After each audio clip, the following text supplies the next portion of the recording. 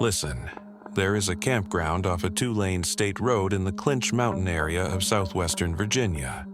A developed site, sites with fire rings and gray water hookups, the kind of place families use for fall weekends. And a woman named Marlene woke up there at 2 in the morning to hear her dead mother's name being called from the tree line. Not her own name, her mother's. And not just the name, the shortened version. The childhood nickname only family ever used. Marlene had driven out before sunrise and has not camped in the Appalachians since. To understand what she heard, you need to know why she was there. Her mother had been gone 6 months when Marlene booked the site. 6 months of sorting through a house, signing paperwork, sitting in rooms that smelled like someone who wasn't there anymore, and trying to figure out what to do with 2 weeks of accumulated leave and nowhere particular to be. She was 54, recently retired from 23 years in school administration, and what she needed, what she told her sister she needed, was quiet. Real quiet. The kind that costs $12 a night and comes with a gravel pad and a view of a ridge going orange in the October light.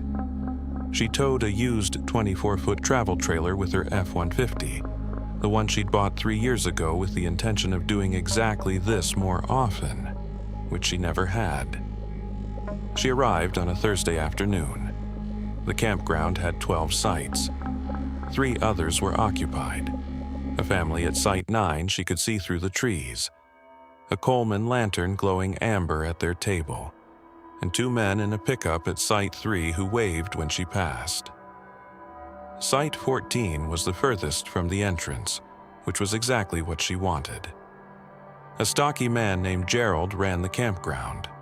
He'd worked it for 11 years, which she could believe just from watching him move around the site.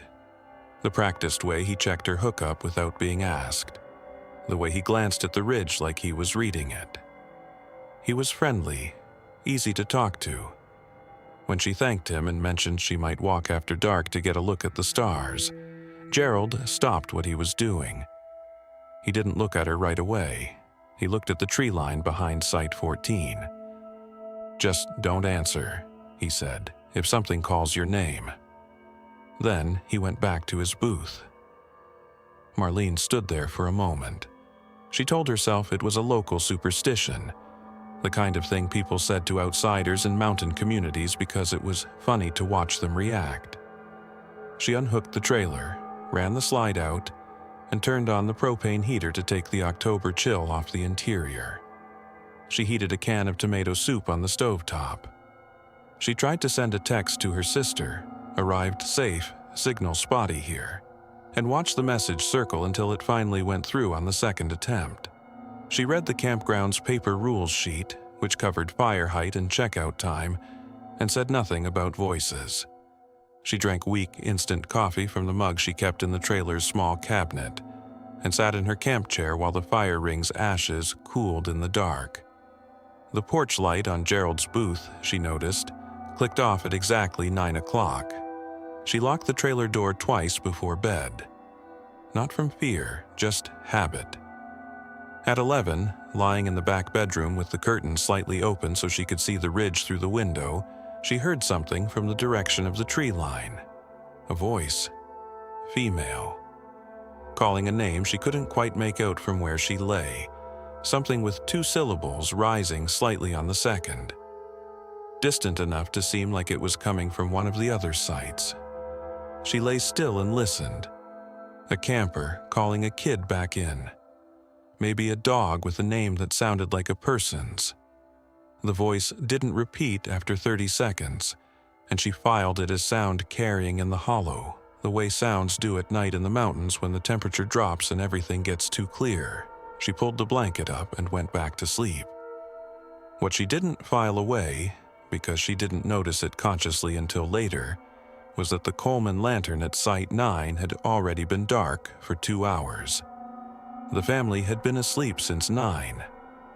At 1:40 in the morning, she was awake again before she understood why. No specific sound had pulled her out of sleep. She was just awake, sitting up in the dark, the way you sometimes wake in an unfamiliar place when something shifts in the air. Then she heard it. 3 calls, spaced evenly. 1, pause, 2, pause, 3. A woman's voice, clear and unhurried, not frantic, not searching, patient. The way someone calls when they're certain the person they're calling will eventually answer. She still couldn't make out the name from the first set. She sat on the edge of the bed. The heater had cycled off. The trailer was quiet in the specific way small enclosed spaces get quiet in the mountains at night. Not peaceful, just contained. Through the bedroom window, she could see the gravel pad outside lit weakly by the trailer's single exterior light. The tree line was 30 feet back.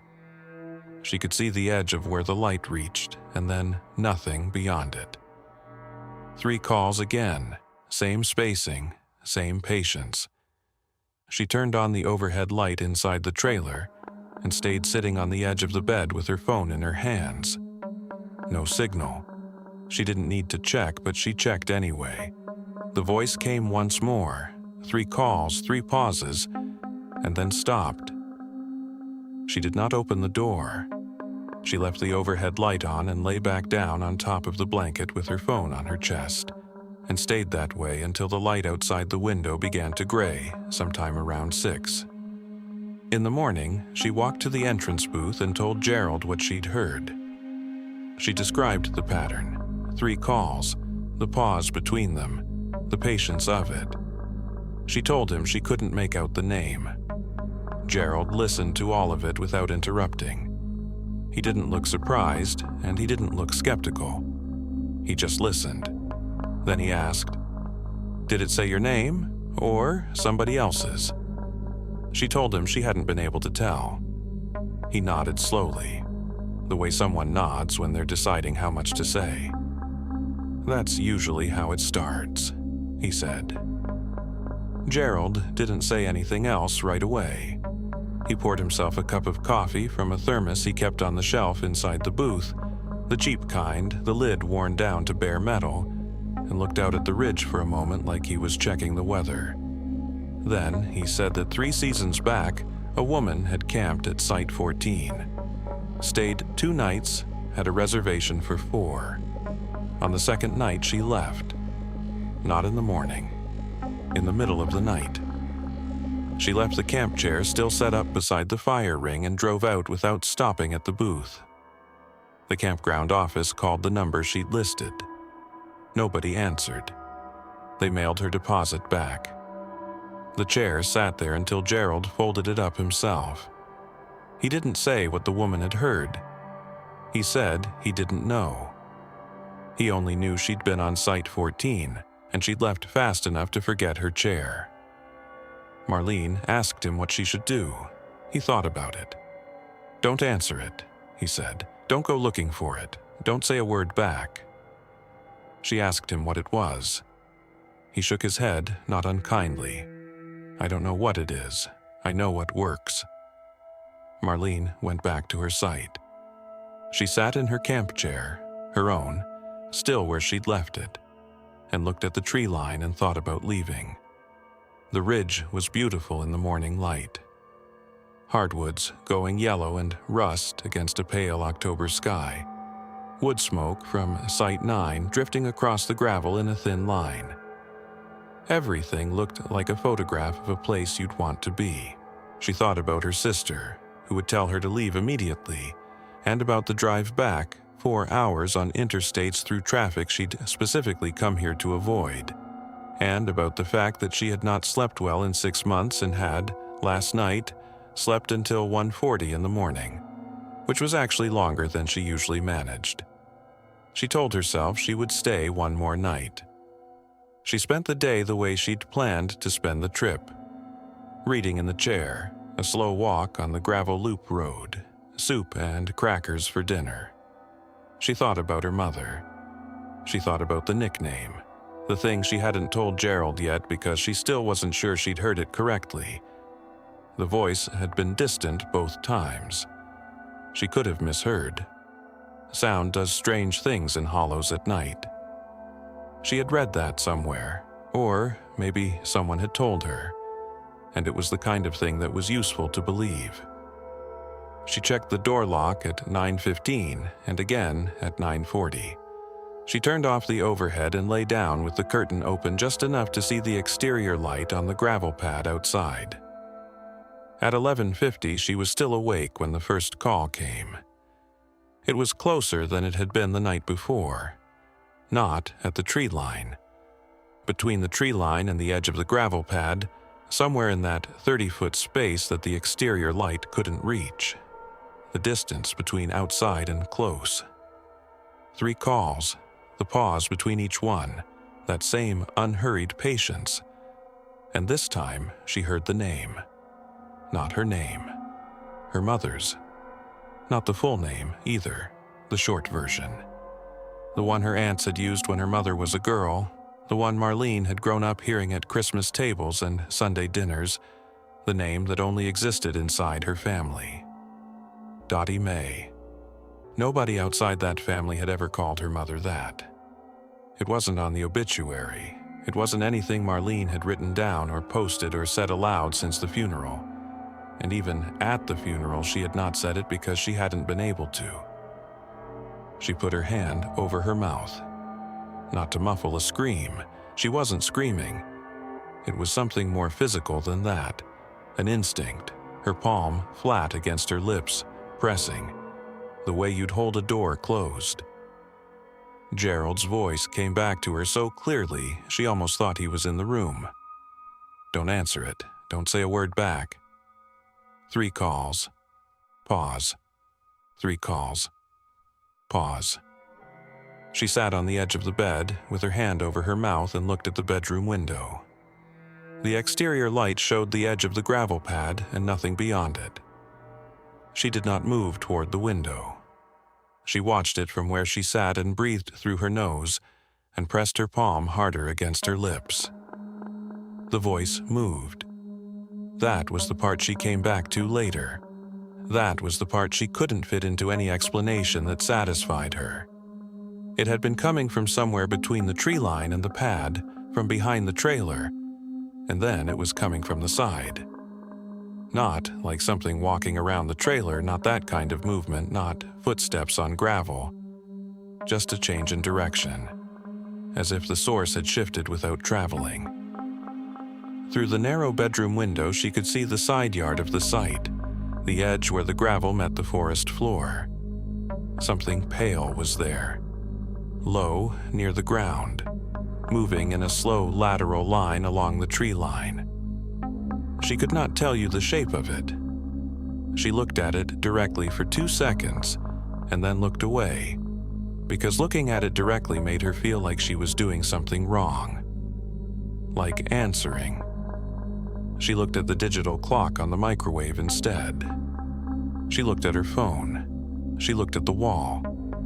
The pale shape, whatever it was, stopped moving at a point she estimated was level with the rear bumper of her truck.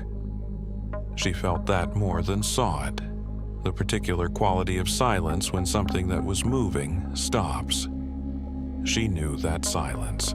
She'd grown up in these mountains and she knew the difference between quiet and stopped. It stayed there. She counted. She got to 11 minutes before she realized she was counting, and she kept going. 14, 17. The clock on the microwave said 2:12, and then 2:15, and then 2:21. Her hand was still over her mouth. She became aware that her teeth had left marks on the inside of her palm, not painful, just present. Just the record of how hard she had been pressing. At 2:27, the voice stopped. Not after another set of 3 calls. Just stopped, mid-pattern, between the second and third call of what would have been the final set. As if something changed its mind. The shape at the tree line was gone. She did not see it go. It was simply not there anymore the next time she looked. She did not sleep. She sat upright against the headboard with the overhead light on and Watch the window go from black to gray to the thin, cold blue of very early morning. She started the truck at first light, still in the clothes she'd slept in, the trailer not properly secured for towing, the chair still outside beside the cold fire ring. She drove out without stopping at the booth. In her mirror, as she reached the campground entrance, she saw Gerald. He was standing at the edge of Site 14, looking at something on the ground near the rear of where her trailer had been parked. He was standing very still. He did not wave. She did not stop. 3 weeks later, she called the campground to ask what he had been looking at. The woman who answered said Gerald had transferred to a different district in late October. Said he'd put in the request the same week Marlene had stayed. 11 years, the woman said. Don't know why he'd want to leave. Marlene thanked her and hung up and sat for a while without doing anything in particular. She thought about Dottie Mae. She thought about Gerald standing at the edge of the site, looking down at something in the gravel, not waving, not moving. She never found out what Gerald saw that morning. She never tried. The next account came to us differently. Not from the person it happened to. They never talked about it publicly. It came from their daughter, who grew up hearing it as a warning, and only understood what it meant when she was old enough to go camping herself. In the late 1990s, a married couple, we'll call them Denny and Carol, names changed at the family's request, pulled their small camper into a hollow off a gravel forest road in the mountains of eastern Kentucky. They were celebrating their anniversary. They had camped this particular hollow 3 years running. They knew the site the way you know a place you've chosen to return to. The flat gravel area beside the dry creek bed, the way the canopy closed overhead, the specific quality of the dark there when the fire went down. It was familiar. That was the whole point of going back. They arrived in late September, late afternoon, the light already going gold and thin through the trees. Denny hung the food bag from the cable between two oaks while Carol got the fire going. They shared a bottle of wine at the folding table they brought every year and talked about nothing consequential, which is its own kind of gift. By 9:30, the fire was down to coals, and Carol was asleep in the camper, breathing slow and even, her mouth slightly open the way it always was. Denny stayed up another hour with the lantern and a paperback he wasn't really reading. The creek was dry that time of year, just smooth stones and the smell of mineral cold coming off the bed. An owl somewhere on the ridge. Wind moving the upper canopy in long, slow rolls. He turned off the lantern at 10:40 and lay down beside Carol in the dark. He was almost asleep when he heard his name. Denny. Carol's voice. Exact pitch, exact weight. The way she said his name when she wanted his attention without urgency. Not a question, not an alarm, just his name as a fact. He rolled over. Carol was asleep beside him, mouth open, one hand curled under her chin. Her breathing hadn't changed. He lay back, stared at the camper ceiling. Told himself he'd been half under already and dreamed it, the way you sometimes hear your name in the space just before sleep and it pulls you back up. He closed his eyes. 7 minutes later, he counted later, because the specificity of it bothered him more than the sound itself. It came again. Denny, come on out here. Carol's voice. Same pitch, but the rhythm was wrong. Carol spoke quickly, clipped, ran her words together when she was tired. This was deliberate, spaced, like someone reading from a card, each word given its own moment. He reached out in the dark and put his hand on Carol's arm. Warm, still. Her breathing didn't change. He did not call out. He did not open the door. He lay on his back with his hand on Carol's arm and listened to the hollow. It came again in another few minutes, and again after that. And then again, Always 3 calls to a set. Always that same measured spacing. Always Carol's pitch and Carol's register in that wrong, careful rhythm. Over the next 40 minutes it moved. First from the creekbed side of the camper, then from the ridge side, then from somewhere directly above the door, which should have been impossible given the topography, given that above the door was just the slope going up into the trees. Not a place a person could stand easily, not at that angle. Denny did not move. He put his hand lightly over Carol's mouth. Not tight, just enough to feel her exhale. Just enough to be certain she was breathing and not speaking. She didn't wake. He kept his hand there. Carol's mother had told them both. The morning they'd left for this trip, standing on her porch with her arms crossed and her coffee going cold. Don't answer anything that calls from that holler after dark. Don't say a word back. Denny had smiled. He'd said, "Yes, ma'am," the way you say it when you're being polite and not listening.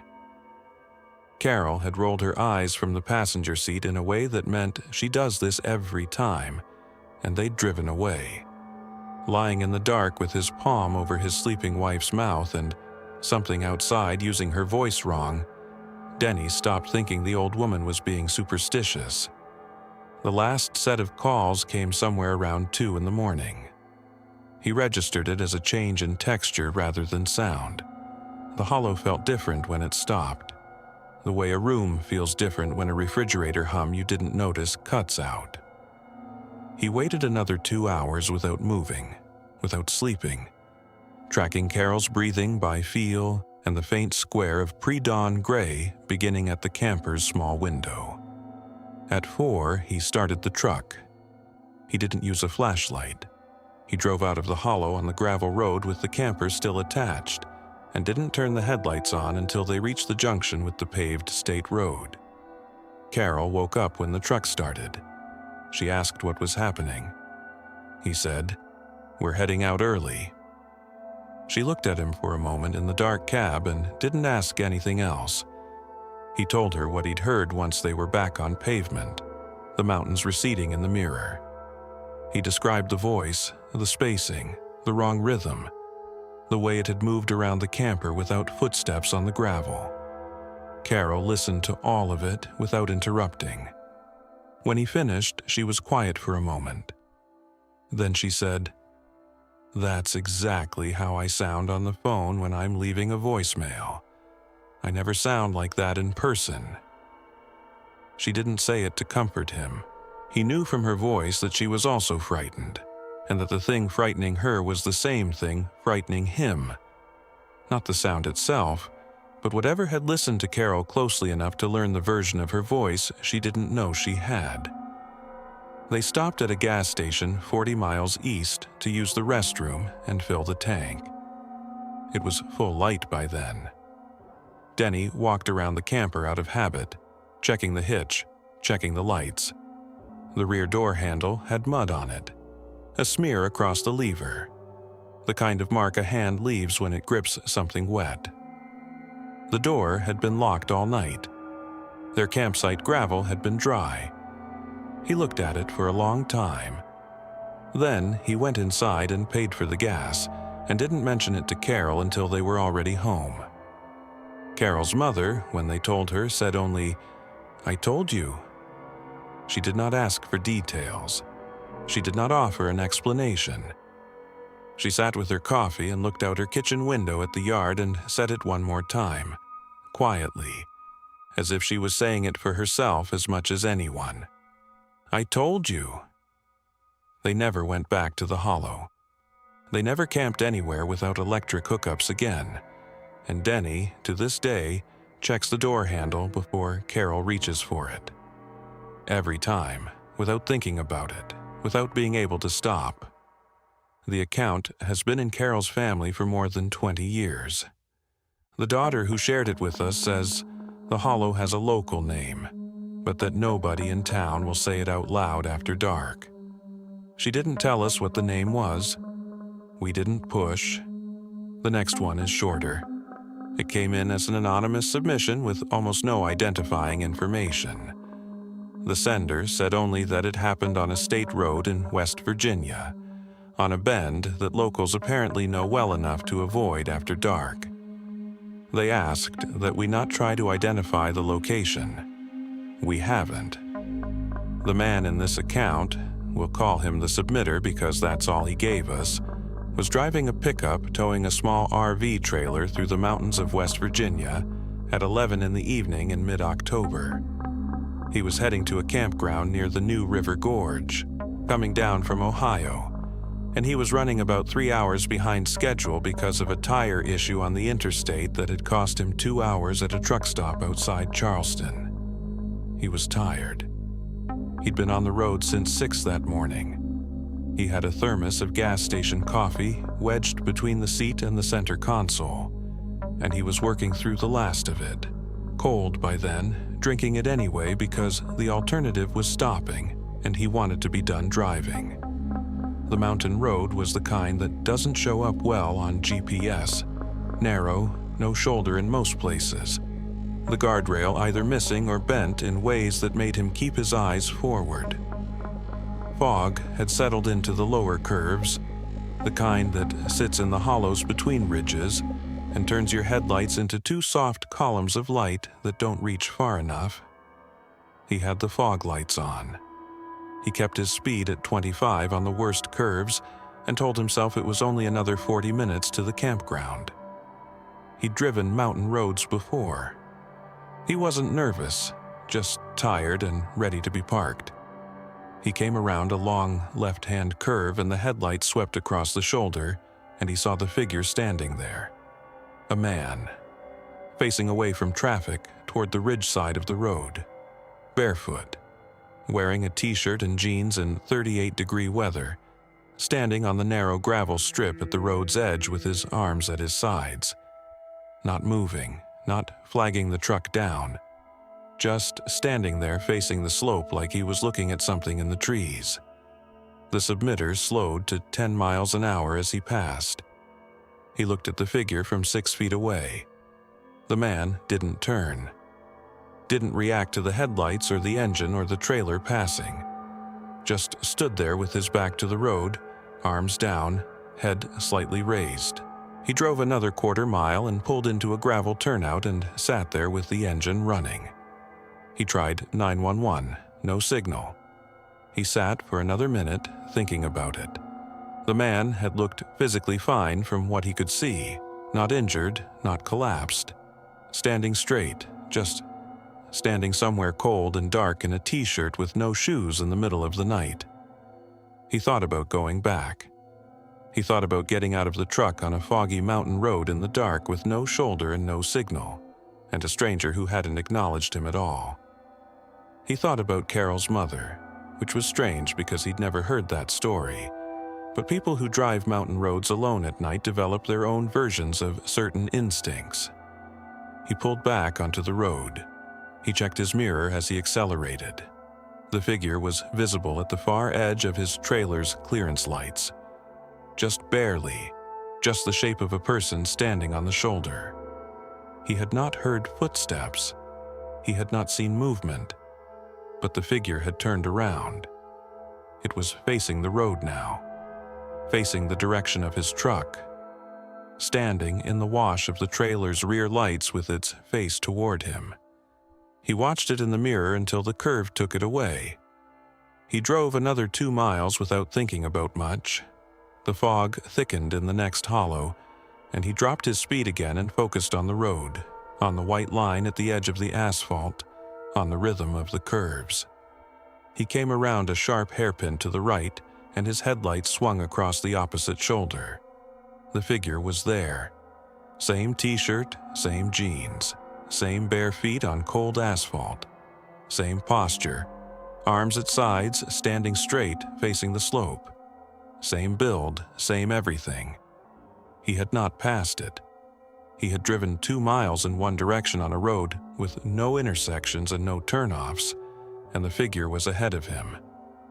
He did not slow down this time. He went through that curve at a speed that was not safe for the road, and he kept going.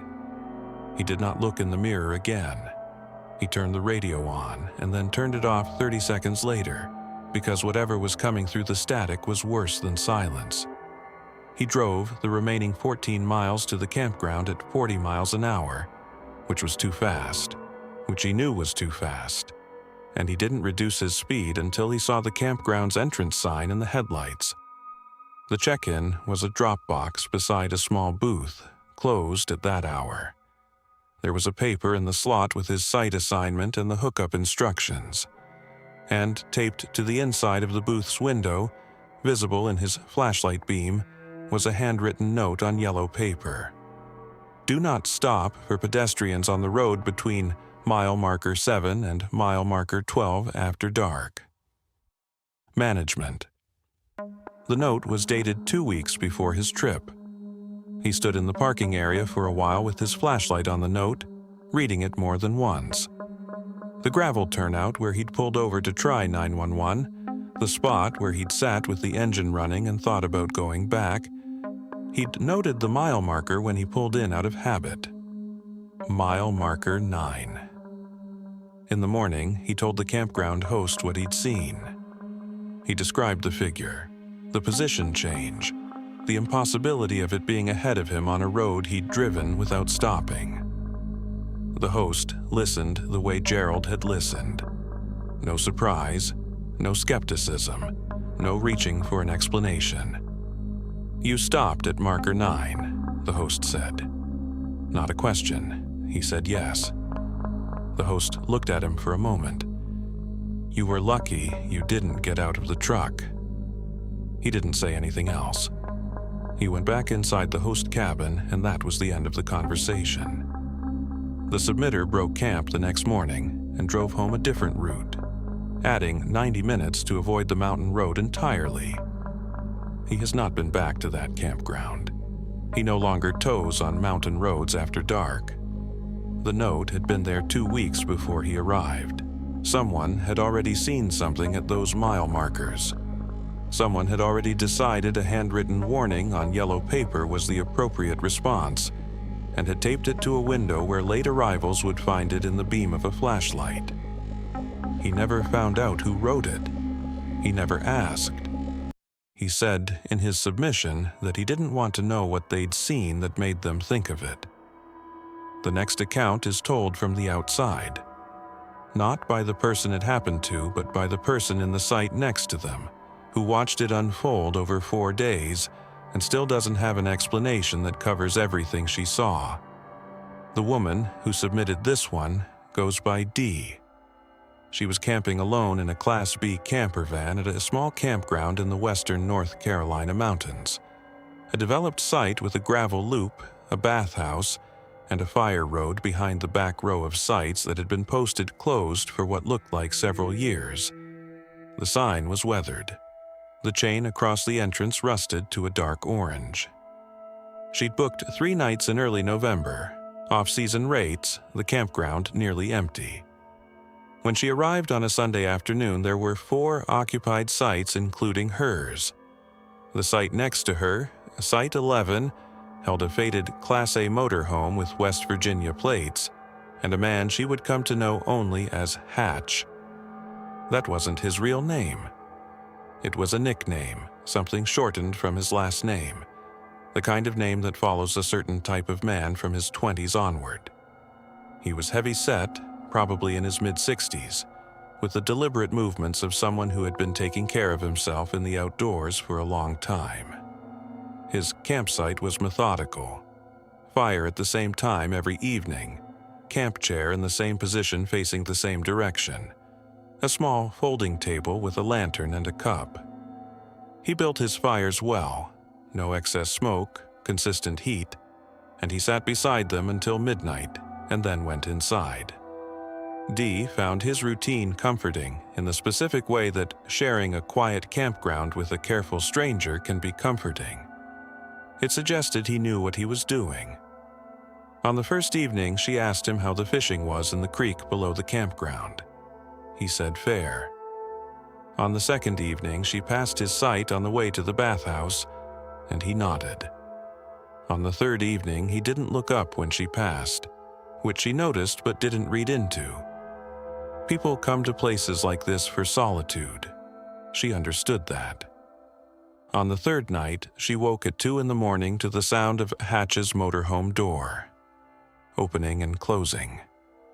Quietly, without force, the soft click of a vehicle door handled carefully in the dark. She lay in her van and listened. It opened and closed again, and again. Over the course of the next 30 minutes, she counted 7 distinct open and close cycles, each one separated by 2 or 3 minutes of silence. Between them, she could hear nothing. No footsteps on gravel, no voice, no reason she could identify for the repeated motion. She told herself he was checking on something. A smell, a sound, an animal getting into his trash. She told herself he had insomnia and was stepping out for air and coming back in. She told herself 7 reasonable things and went back to sleep. In the morning, the camp chair was gone from its position beside the fire ring. It was at the edge of the site.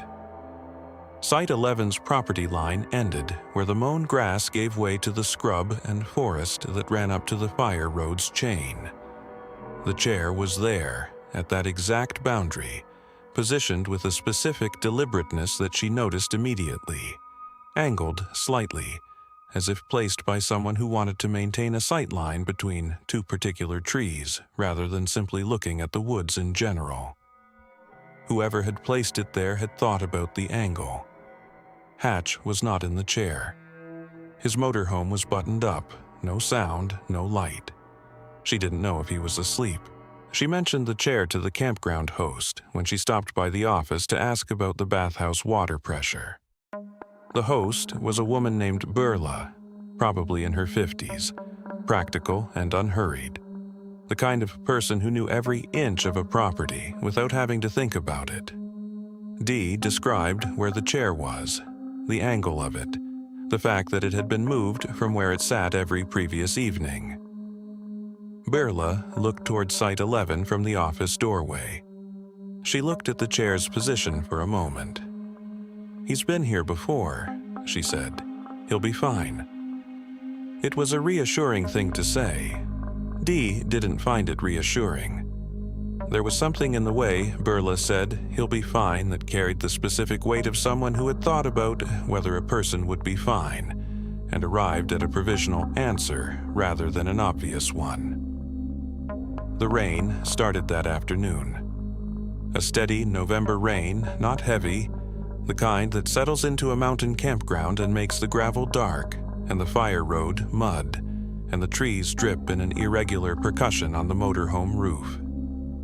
Dee cooked inside her van and read and watched the fire road through her windshield. The chain across the entrance was beaded with water. The posted sign swung once in a brief gust and then went still. Beyond the chain, the road curved into the trees and disappeared. Hatch built no fire that evening. His site was dark by 9. Dee assumed he'd gone to bed early. She fell asleep at midnight with the rain still steady on the van's roof and the campground quiet except for the drip of the trees and the distant sound of the creek below the site. She woke at 4 a.m. without knowing why. She lay still for a moment listening. The rain had slowed to an intermittent drip. The campground was silent. No motorhome door opening and closing. No gravel shifting. She turned over toward the van's side window and looked toward Site 11 out of something closer to instinct than intention. Hatch's interior lights were on. All of them. The overhead in the front cab area. The living space lights. A light in what was probably the rear bedroom. The whole motorhome lit from inside. Every window glowing in the dark campground. She didn't know when they'd come on. They'd been off when she fell asleep at midnight. She watched for a few minutes. Nothing moved in the lit windows. No shadow crossing, no figure visible. Just the motorhome sitting there burning every light it had at 4 a.m. in a dark campground in the rain. She was still watching when she noticed the camp chair. Hatch was in it. At the tree line, at the edge of Site 11's property, in the position the chair had been placed that morning, facing the woods, facing the specific angle between those two trees, facing the fire road's chain 20 feet to his left, sitting in the rain, in the dark, not moving. She watched him for a long time. He did not shift his weight, he did not turn his head. He sat with the particular stillness of someone who had decided to sit there and intended to keep sitting there, and the lights inside his motorhome burned behind him, and the rain came down and the fire road chain dripped in the dark and the hatch did not move at all. At dawn, Dee pulled on her jacket and walked to Site 11. Hatch was still in the chair. She could see from 10 feet away that he was awake. His eyes were open, his posture was deliberate. He was holding a metal camp cup in both hands, though whatever had been in it was long cold. He was soaked through, his jacket dark with rain, his hair flat against his head, water beating on the bill of his cap. He looked at her when she came around the front of his motorhome, and his expression was not the expression of a man who'd been sitting in the rain all night by accident. "You want to come inside?" she said. "I've got coffee." He looked at her for a moment. Then he said, "It called my wife's name. She's been gone 4 years." Dee didn't say anything. There wasn't anything to say to that. He wasn't looking for a response. He turned back to the tree line and lifted the metal cup and looked at it like he'd forgotten it was empty, then set it on his knee. He said his wife's name had been Ruth. He said whatever had come to the edge of the campground on the second night had called Ruth's name from the direction of the fire road. Not his name, Ruth's. In a voice he didn't recognize. A woman's voice, but not Ruth's. Just a voice saying Ruth's name, patient and unhurried, from somewhere past the chain. He said he hadn't answered. He said he'd sat in the motorhome with the lights off and not answered, and it had stopped before dawn. On the third night it came closer. Same voice, same name, same patience. Closer to the chain. He still didn't answer. On the fourth night, last night, the night Dee had watched him from her van window, it reached the tree line. Stopped there, just at the boundary where the campground's mown grass ended and the scrub began, and called Ruth's name one more time. Then stopped completely. Not gradually, just stopped the way a recording stops. He said he'd been in the chair because he believed that if he stayed there and didn't answer, it would stop. That sitting there and being present and not responding was the right thing to do, and he didn't know where he'd gotten that idea, only that it felt correct in the specific way that certain things feel correct when you're frightened enough that instinct is all you have left. It had stopped. So he supposed he'd been right. Dee brought him coffee. He came inside her van long enough to drink it and warm his hands, and then he went back to his own site and she didn't see him again until she walked over to tell Birla what he'd said. Birla listened to the whole account standing in the office doorway with her arms folded. She didn't interrupt. When Dee finished, Birla said she'd like to see the tree line at the edge of Site 11, and the three of them walked there together. Dee and Birla and Hatch, who had changed into dry clothes and looked exhausted in a way that sleep probably wasn't going to fix. The grass at the edge of the site was soft from the rain. Where the mown area ended and the scrub began, the ground was darker, looser, the kind of soil that holds an impression. There were two of them. Side by side, roughly 18 inches apart, roughly oval, smooth-edged, the size of bare feet. Facing toward the camp chair, toes pointed in Hatch's direction, heels toward the fire road. No corresponding impressions behind them. No heel prints on the forest side. No disturbed scrub where something would have had to walk to reach that position. The impressions simply existed at the tree line, facing the chair, with nothing behind them to explain how they'd gotten there. Dee looked at them for a long time.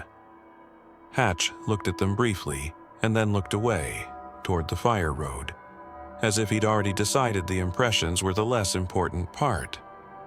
Burla took out her phone and photographed them. She said she'd call the county. She said it in the tone of someone completing a procedural step they expected to be useless. Dee asked her if this had happened before. Burla looked at her. "That fire road's been closed 6 years," she said. "In 6 years, I've had a handful of people describe something calling from that direction." She paused. "Nobody's gone down the road at night. Not that I know of." She left it there.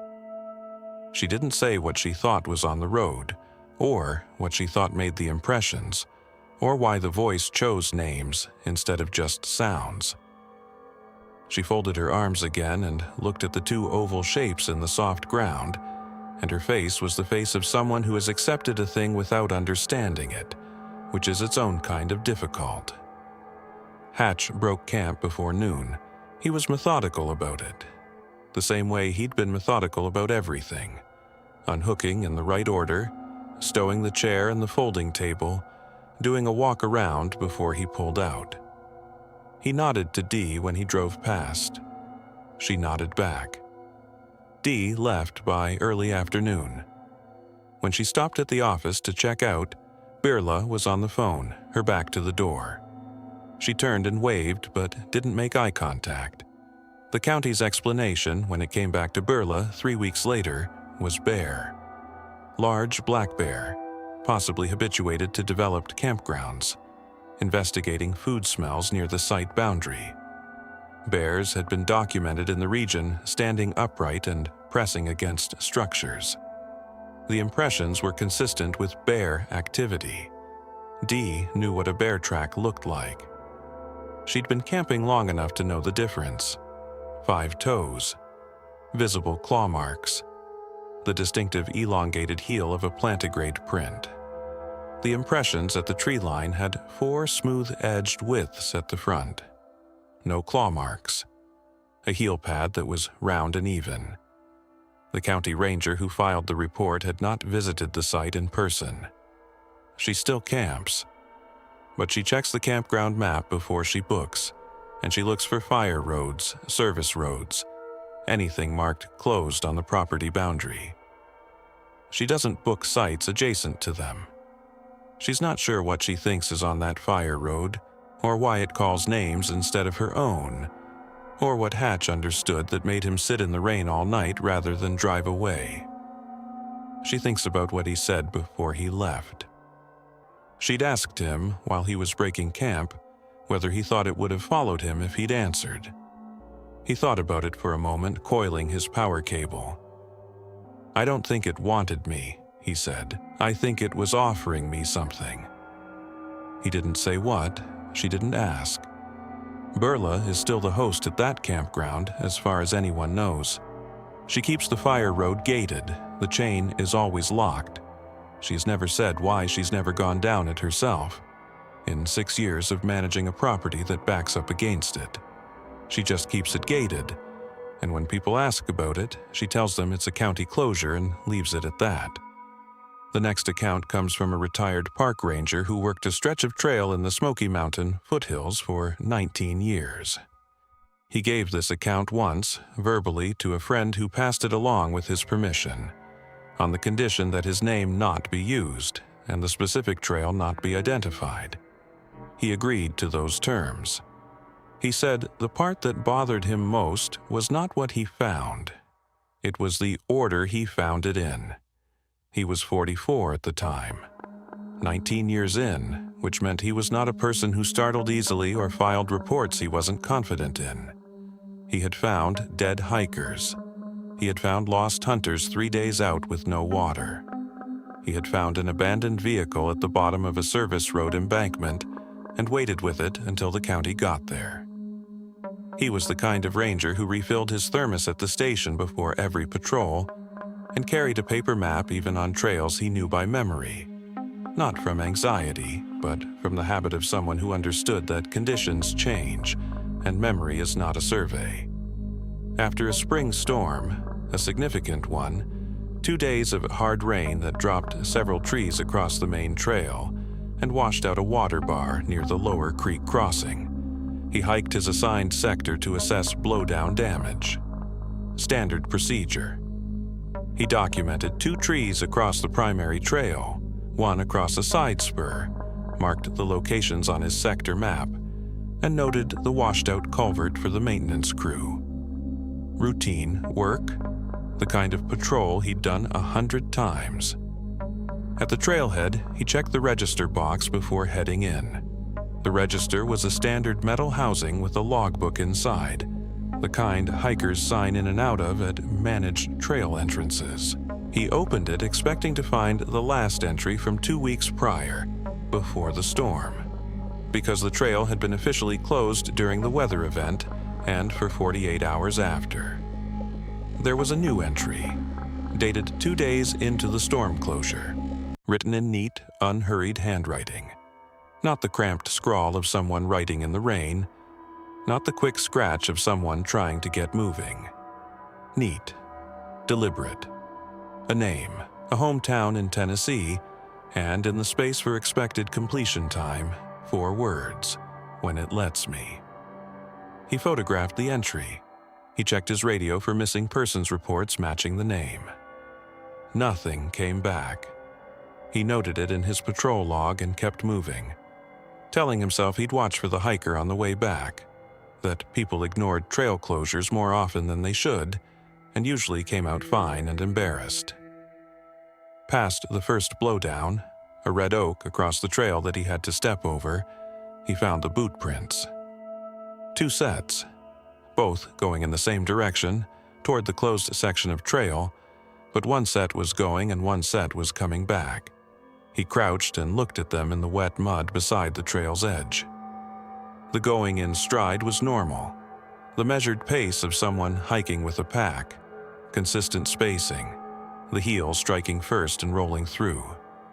The coming back stride was different, shorter, the steps placed close together, deliberate, each footfall careful, the toe of the return prints pressing deeper into the mud than the heel, someone who was moving slowly on the way back, or quietly, or both.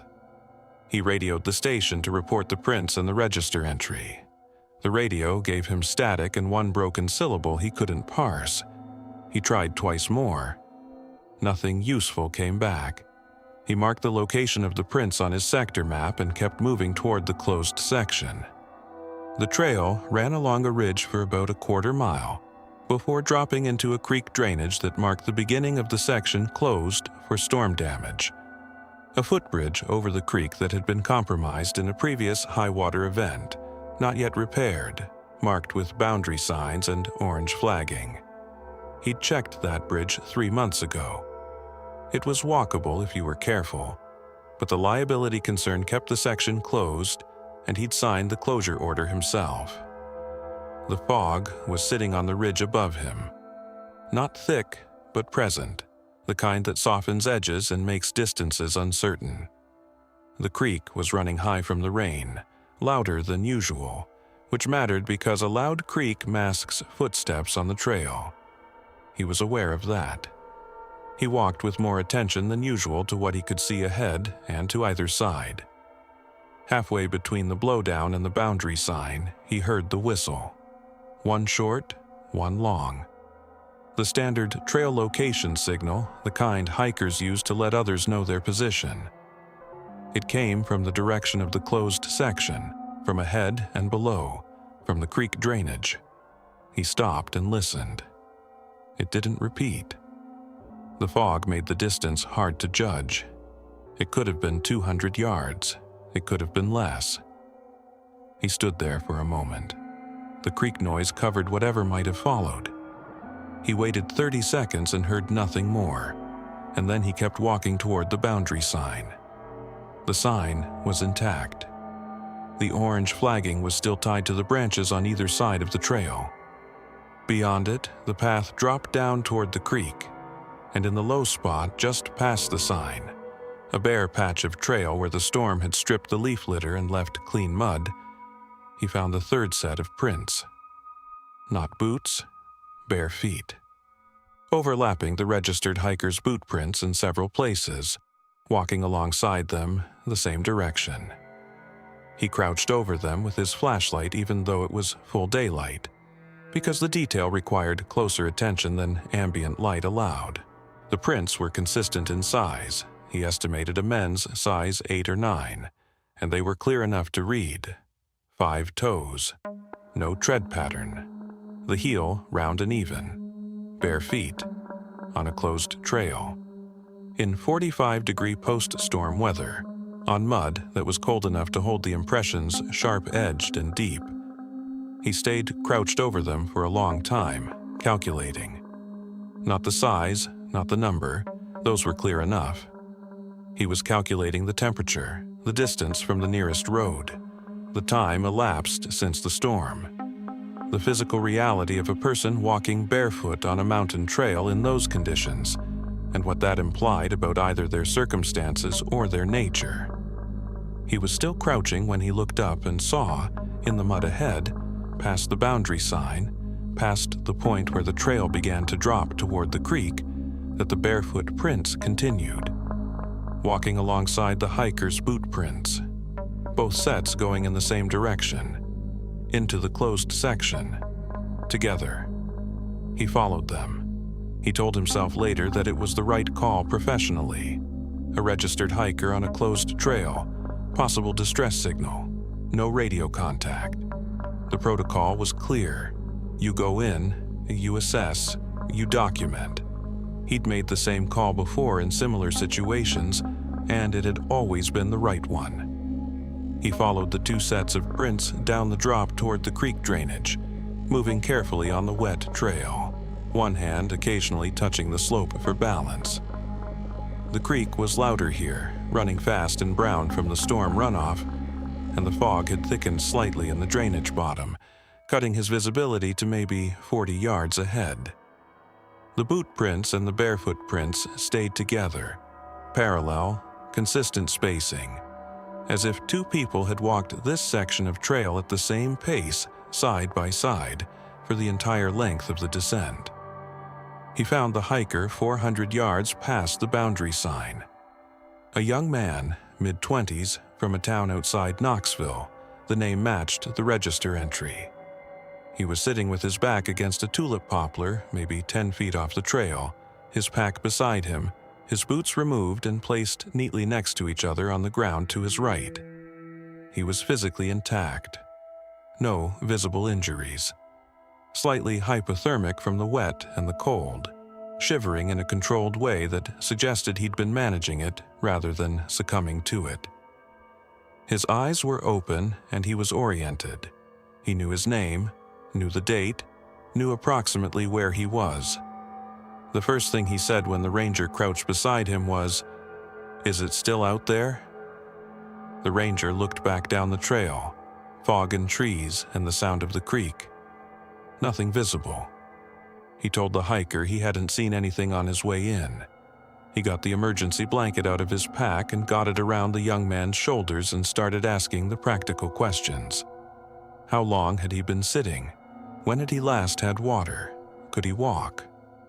The hiker answered all of it clearly enough. He'd been sitting against the tree since before dawn. He'd been out since the day before the storm closure ended, which was longer than the timeline suggested by the register entry, and he couldn't fully account for the discrepancy. Then he told the ranger what had followed him. He'd come in on the second day of the closure because he'd wanted to get ahead of the weekend crowds. He knew the trail was closed. He'd camped in the drainage bottom below the compromised bridge on a gravel bar beside the creek. His first night passed without incident. On the second night, something began pacing him from outside his light range. He'd been reading by headlamp in his tent when he first became aware of it. Not a sound exactly, more an absence of sound. The way the creek insects and the small rustlings of the drainage floor had stopped at a specific moment, and the silence had a different texture than normal night silence. He turned off the headlamp and listened. After a minute or two, he heard it. Footsteps, slow and deliberate, in the leaf litter beyond the edge of the headlamp's reach, moving parallel to his tent. Pacing. He turned the headlamp back on. The steps stopped. He held the light pointed toward the sound. Nothing moved in the beam. He held it there until his arm tired, then turned it off. The steps resumed. He spent the night cycling the headlamp on and off. Every time the light came on, the steps stopped. Every time it went off, they resumed within 30 seconds, always from a slightly different position around the camp. First, from the downstream side, then from the slope above the gravel bar, then from the trail side. He tried the whistle at one point, 2 tones, the location signal, and something whistled back from a direction that was wrong, that was too close, that was not the direction the footsteps had just been. As if whatever was making the footsteps was in one place, and the whistle had come from somewhere else entirely. He sat upright in his tent until dawn. When the light came up, the sound stopped. The drainage went back to its normal register of creek noise and bird calls. He broke camp and started hiking out and made it as far as the tulip poplar before his legs stopped working the way he needed them to, and he sat down to rest and couldn't get back up. He didn't know how long he'd been sitting there. He didn't know what had taken his boots off. He said that carefully, without drama, looking at the ranger the way someone looks at a person they hope will not laugh at them. He had sat down with his boots on. He was certain of that. He was not certain of anything that had happened after he sat down, and he didn't know how much time had passed between sitting and the ranger arriving, but at some point his boots had been removed and placed neatly beside him. He had not done it. He was certain of that too. The ranger got him up and moving, the emergency blanket crackling with every step, and walked him out. He focused on the hiker, pace, footing, temperature management. He was not focused on the ground beside the trail. He noted this later as an admission. He was not looking at the ground. Back at the trailhead, he got the hiker into his truck with the heat running and called for a medical assessment, which came back negative for anything serious beyond mild hypothermia and fatigue. He drove the hiker to where his own vehicle was parked, confirmed he was well enough to drive, and watched him pull out. Then he went back. Not that day. 3 days later, clear sky, dry trail, alone. He went back to the gravel bar campsite where the hiker had spent his second night, and he walked the perimeter of where the tent would have been, and he found what he'd expected to find. The barefoot prints circled the camp. A complete circuit, consistent size, consistent depth, staying 10 to 15 feet outside the campsite perimeter at all points. He walked the full circle. It was unbroken. The prints went around and around. He couldn't count the circuits from the overlapping impressions, couldn't say how many times the circuit had been completed, but the depth of the impression suggested a long time on the same ground. All night, maybe. The prints stopped at dawn, or near enough to it that the difference didn't matter. They never approached the tent. They circled it and stopped. He photographed everything. He spent 40 minutes at the site and then walked back out. He filed a minimal official report, unauthorized hiker on closed trail, located and escorted out. No other persons confirmed in the area. The prints in his report were attributed to his own patrol boots, which was not true, and which he knew was not true when he wrote it. He went back one more time, a week later, to photograph the circular prints again with better light and a clearer head. They were gone. Not degraded, not rained out, it had been dry all week, not trampled by subsequent hikers because the section was still closed. Just gone. The hiker's boot prints were still visible in the protected spots under the tree canopy. His own patrol boot prints from the first return visit were still visible near the creek bank. The circular barefoot prints were simply absent. The mud that had held them clearly enough to photograph was smooth. He looked at his photographs from the first visit. The prints were there, recorded, time-stamped. He looked at the ground where they had been. He looked at the photographs again. He requested a district transfer within the month. He'd worked that trail for 19 years, and he put in the paperwork without discussion, and nobody who knew him well enough pushed him to explain. He keeps the photographs. He has looked at them many times since. The prints are clear in the images, the circular path, the consistent size, the depth. He says the thing that bothers him most is not that the prints were gone when he went back. It is that the photographs exist, the prints were there, his camera recorded them. They simply do not match what he found when he returned. He has no explanation for that. He said so plainly to his friend the one time he told this account. He is not a person who reaches for explanations he can't support. He never went back to that trail section. He never will. The next one involves a rental cabin. But the woman in this account wasn't staying in the cabin itself. She parked her RV on the property's designated pad, something the listing specifically advertised, a gravel pull-through with a water hookup and a 30-amp plug, and spent 3 nights there while the cabin sat empty. She found something in the cabin she wasn't supposed to see. What she did with that information is the part that still bothers her. She goes by Shay in this account.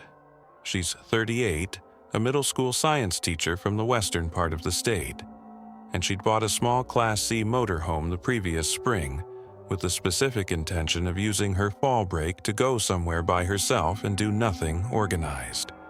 No itinerary, no group, no one to check in with except her sister, who worried, and her cat, who did not. She found the property online, a rental listing for an Appalachian cabin on a ridge in eastern Tennessee. One of those listings with good photographs and a reasonable nightly rate, and a note at the bottom that said the property included an RV pad with full hookups available for an additional $15 per night, which she thought was a fine deal. She arrived on a Wednesday in mid-October late afternoon. The drive up the property road steep enough that she kept both hands on the wheel. The property was genuinely beautiful in the way that East Tennessee ridge land can be. Hardwoods going full color, a covered porch on the cabin facing the valley, the ridge itself visible above the tree line to the north. The cabin was a simple structure, 1 story, board and batten siding gone silver gray with weather, a covered porch with 2 rocking chairs that faced the valley view. The RV pad was 50 feet to the cabin's left, screened from the main structure by a row of cedars, with its own small level area, and a light on a post that came on automatically at dusk. Shay plugged in, ran the slide, turned on the heat. She made pasta on the stovetop, garlic and oil, simple, and poured a glass of red wine and ate at the small table with the window open so she could hear the ridge.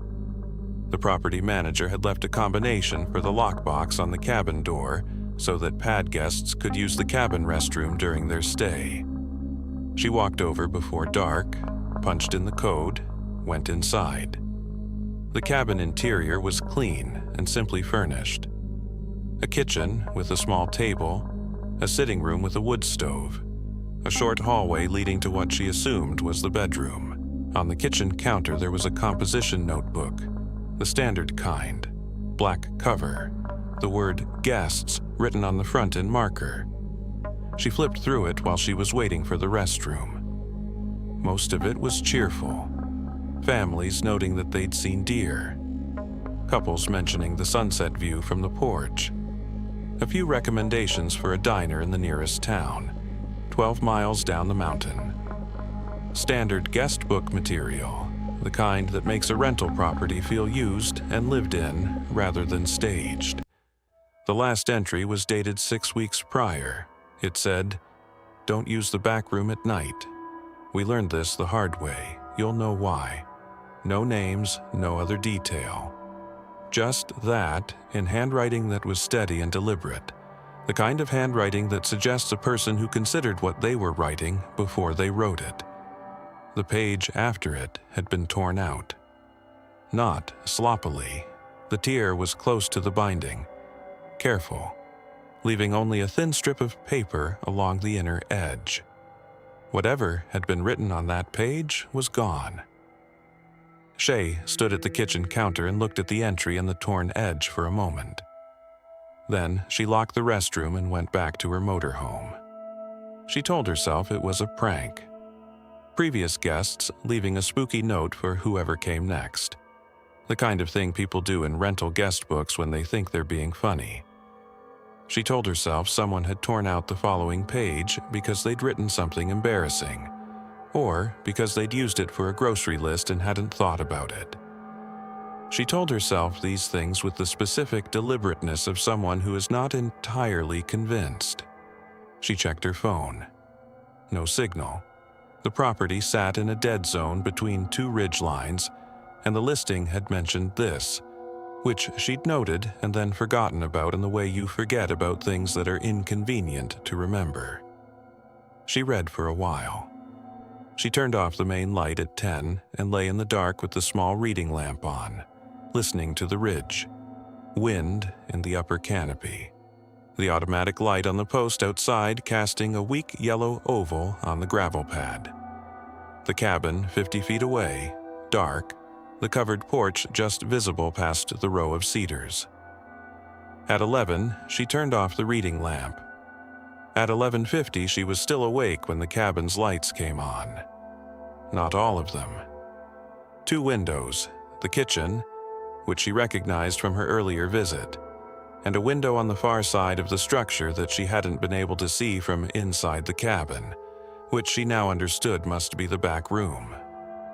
Both windows lit, warm light behind the glass, the kind of light that means interior overhead fixtures and not lamps. The cabin was empty. She had the property manager's confirmation email cached on her phone from before she'd lost signal. The booking date's clear. The cabin was unoccupied for the duration of her stay. She called the property manager. The call didn't connect. She tried a text. The message sat unsent with the small icon rotating. She watched the windows from her motorhome. The lights stayed on. She noted the time and watched and didn't go toward the cabin. 12 minutes. 20. 38 minutes after they'd come on, the lights went off. Not simultaneously. The back room window went dark first, then the kitchen a few seconds later. The sequence of someone moving from the back of the cabin to the front, or the sequence of timed fixtures switching off in a set order. She sat with her phone in her hands in the dark motorhome and thought about timers. Timers made sense. Security lighting on a programmed schedule to make an empty property look occupied. She had read about people using them. The listing hadn't mentioned it, but listings didn't always mention everything. She turned on every light in the motorhome and kept them on until she fell asleep sometime after 1. She woke at 7 to thin October light and sent the unsent text to the property manager, which went through with the morning. She made coffee and waited. At 8:15, she walked to the cabin to use the restroom and entered the combination at the lockbox. The door was unlocked. She was certain she had locked it. She'd pulled the handle after the latch clicked, the way she always checked. The door pushed open without resistance when she tried it. She stood in the doorway for a moment. The kitchen was unchanged, counter clean, guest book where she'd left it, chairs tucked under the table. The sitting room to the left was unchanged. The short hallway ahead led to the back of the cabin. The back room door was open. She had not opened it on her first visit. She had not gone past the kitchen and the sitting room. The door had been closed. She was certain of it because she had noticed it, registered it as the bedroom, and gone no further. Now it was open. All the way open, pushed back against the interior wall. She stood at the cabin threshold and looked down the short hallway at the open door and the darkness of the room beyond it. She did not call out. People in unfamiliar spaces who suspect they are not alone do not call out, whatever they might think they would do in theory. What they actually do is go still and listen, and make a calculation about what is more dangerous, going forward or going back. Shay went forward. She checked the kitchen first, opening the cabinet under the sink, checking behind the door. Sitting room next, behind the wood stove, the small coat closet, which was empty. She moved the way she moved when she was being honest with herself about being afraid, which was carefully and without rushing and without making any more noise than she had to. The floorboards in the sitting room creaked once under her left foot, and she stopped and waited and heard nothing. The hallway was 4 feet long. 2 doors off it, the bathroom to the right, which she'd used the night before, and the back room straight ahead. The back room door was pushed all the way back against the interior wall, the way a door sits when it's been open long enough that it's settled into position. Not recently opened. Open for a while. She went to the threshold and looked in. A single bed against the left wall, neatly made with a quilt in a faded pattern. A window on the far wall facing the ridge, the curtain pulled back, morning light coming in at a low angle. A wooden chair positioned directly in front of the window, facing out toward the ridge view. On the floor beside the chair, 2 handprints. Side by side, palms flat against the floorboards, fingers pointing toward the window. The kind of position a person's hands make when they're kneeling or crouching with their weight forward, braced against the floor, looking at something through the glass. The mud was fresh, dark and damp, the kind that transfers from wet ground, not the kind that dries and flakes.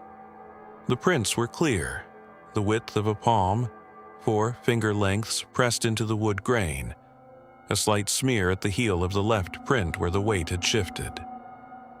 She looked at the window. The latch was in the closed position, the small lever turned horizontal. She crossed the room and looked at the exterior sill through the glass. Dry wood, no mud, no smear on the outside of the glass. Nothing on the exterior sill that suggested anything had come in or gone out through the window. She took photographs, the handprints, the window, the latch, the exterior sill through the glass. She went back through the cabin, checking every window, all latched, all clean on the exterior sills. No mud on any sill inside or out except the back room floor.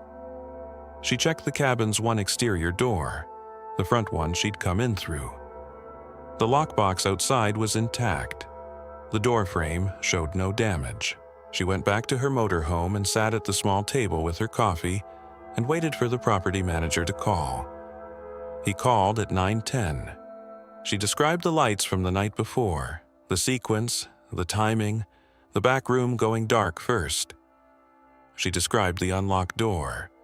She described the handprints on the back room floor and the latched window and the clean exterior sill. He was quiet for long enough that she checked her phone to see if the call had dropped.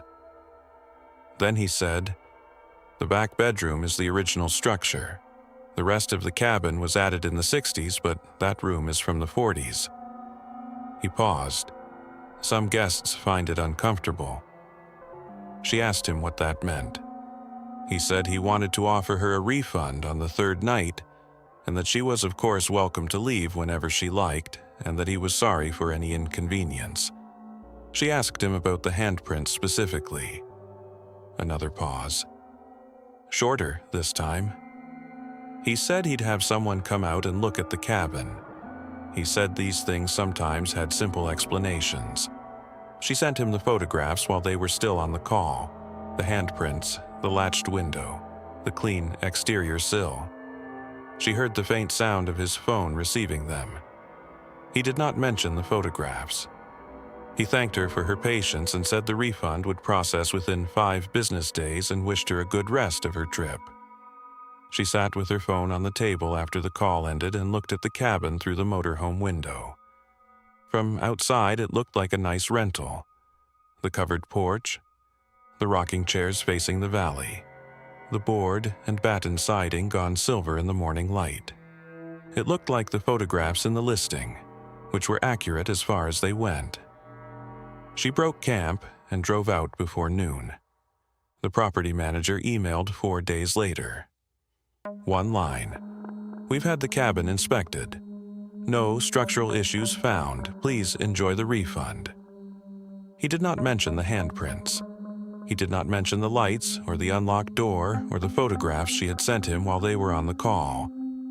The email read like a response to a complaint about a leaky faucet. Shay looked at the listing that evening. It was still active, the same photographs, the same description, the same reasonable nightly rate. She read through the amenities list twice before she was certain.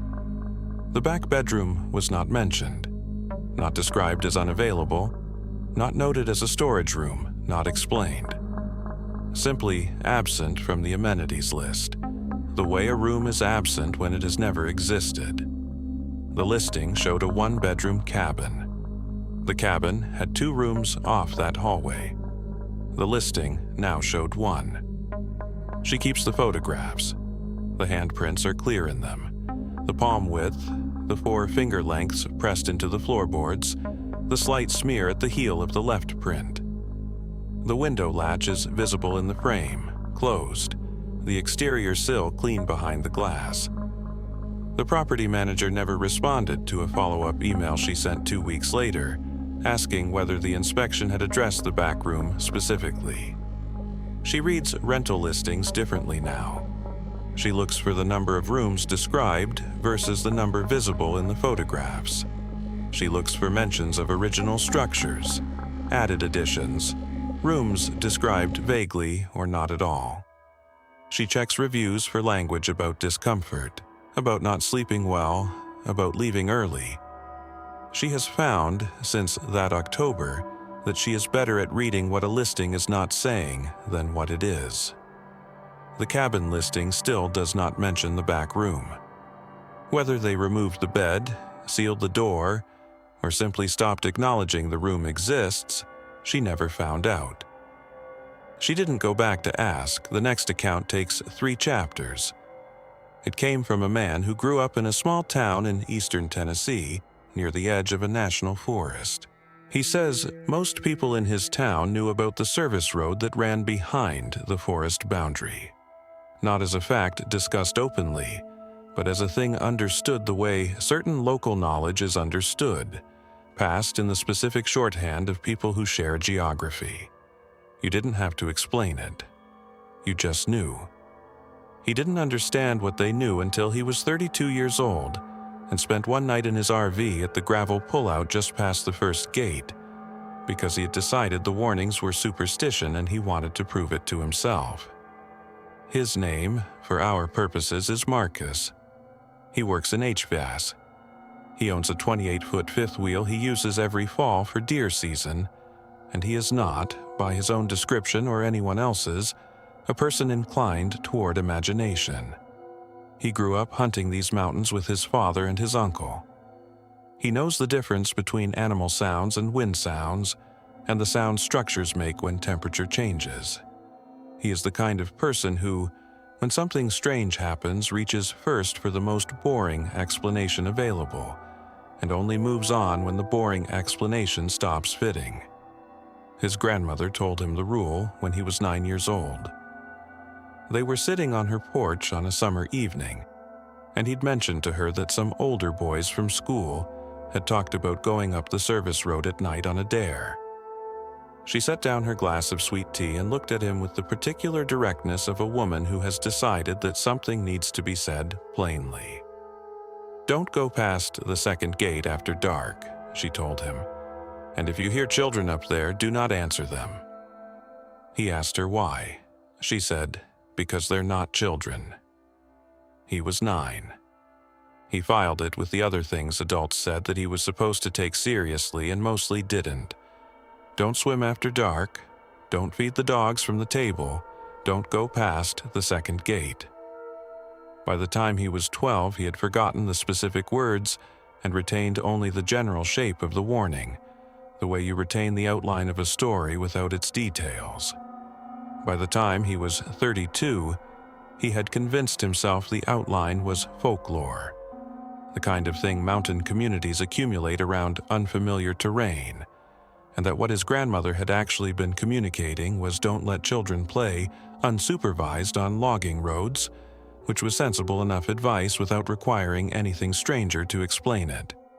He drove up to the pullout on a Friday evening in late October, after work, the fifth wheel loaded for a hunting weekend that he'd decided at the last minute to start a day early and spend alone. The pullout was a wide gravel area just past the first gate, used by day hikers and hunters accessing the forest on foot, level enough for an RV if you knew how to read the grade. He'd parked there before, in daylight, for day hikes. He'd never spent the night.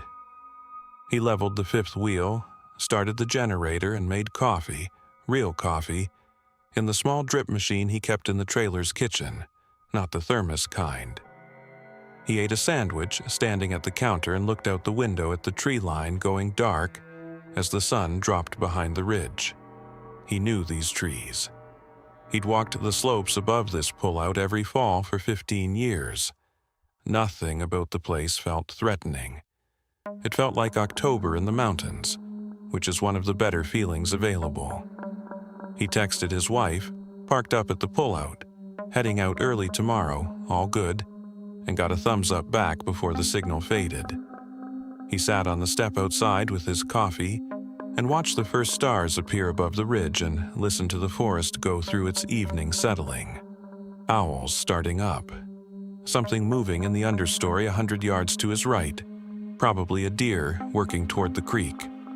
The generator a steady low hum behind him. Everything ordinary. The second gate was visible from the pullout if you knew where to look. A metal bar gate across the service road about 300 yards up the slope.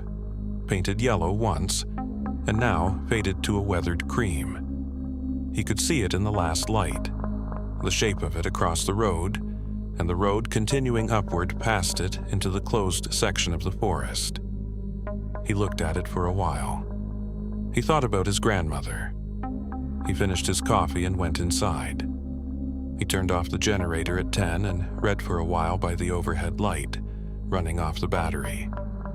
He was in bed by 11, which was earlier than he usually managed, the mountain quiet enough that sleep came faster than it did at home. At 10:30, he checked his phone. When he woke, he heard laughter. Children laughing. Not one child, 2 or 3, the overlapping sound of kids playing.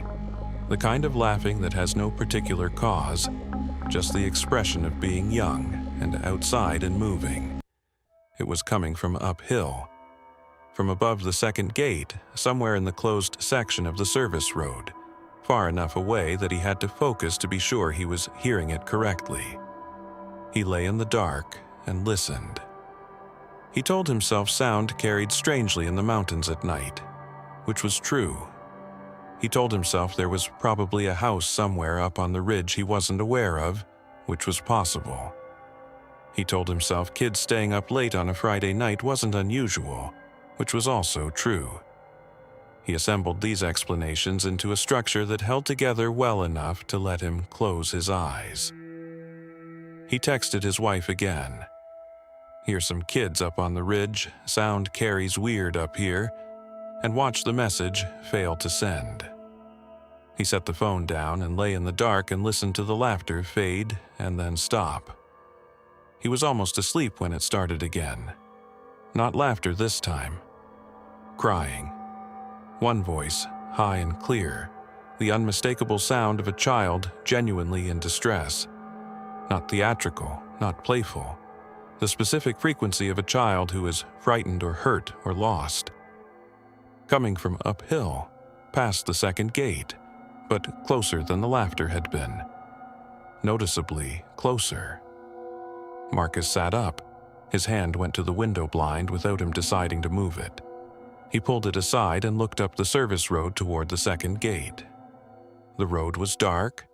The gate was a pale shape in the dark. He couldn't see anything past it or near it. The crying continued for 20 seconds. He counted without meaning to. Then it stopped. Not fading, stopping. the way a recording stops when someone presses a button. He lay back down with his phone in his hand and his thumb over the emergency call button, which he knew would not connect but held anyway. He did not open the door. He did not call out. He lay in the dark and breathed and thought about his grandmother's voice, which had not come to him in years, and came to him now with a clarity that surprised him. If you hear children up there, do not answer them. He was still thinking about it when the second voice came. Lower than the first, slightly, the voice of an older child or a younger teenager, coming from a different position than the crying had come from. Not directly uphill, but to the left, from the tree line beside the pullout rather than from above the gate. A different direction entirely. "Hello," it said. "Can you help us?" He did not answer. He lay in the dark fifth wheel with his thumb over the emergency call button and did not make a sound. The voice had come from the left side of the pullout, from the tree line maybe 30 feet from where he was parked, and it had said those words with the particular cadence of a child who had been coached to sound calm, steady, deliberate, the words spaced a little too evenly for genuine distress. He registered that quality without being able to name it in the moment. He only knew that something about the phrasing felt rehearsed in a way that a lost child's voice does not feel rehearsed. His grandmother's instruction was very clear in his head. He had not thought about it consciously in 20 years. Now it sat behind his eyes like a light left on in an empty room. He turned off the overhead light. Darkness helped him think, and he needed to think. If there were children on this road, real children, lost, cold, in genuine distress, he was a grown man with a generator and a warm trailer, and a first aid kit, and the obligation to help them. That was the calculation he had to make. The humanitarian instinct versus the inherited rule. And the inherited rule was 23 years old, and came from a woman who had been born in a different century. And the voice from the tree line sounded like a child who needed help. He lay still for 4 minutes and made the calculation as honestly as he could. The crying had stopped too cleanly. The second voice had come from a different direction than the first, with no interval for travel between them. The laughter had been uphill past the second gate, which was posted closed, which meant children with no legitimate reason to be there. The words had been too calm. The spacing had been too even. He kept his thumb on the emergency call button and did not open the door. The voice came again from the tree line. "Hello, we're lost. Can you hear us?" Same cadence, same even spacing, same quality of something practiced rather than felt. He noticed that it had not changed its position. It was still coming from the same point in the tree line, 30 feet out, which was not where a child moving toward a light source would stay. A child genuinely looking for help moves toward the light. This stayed where it was and called from a fixed point. He turned off the generator.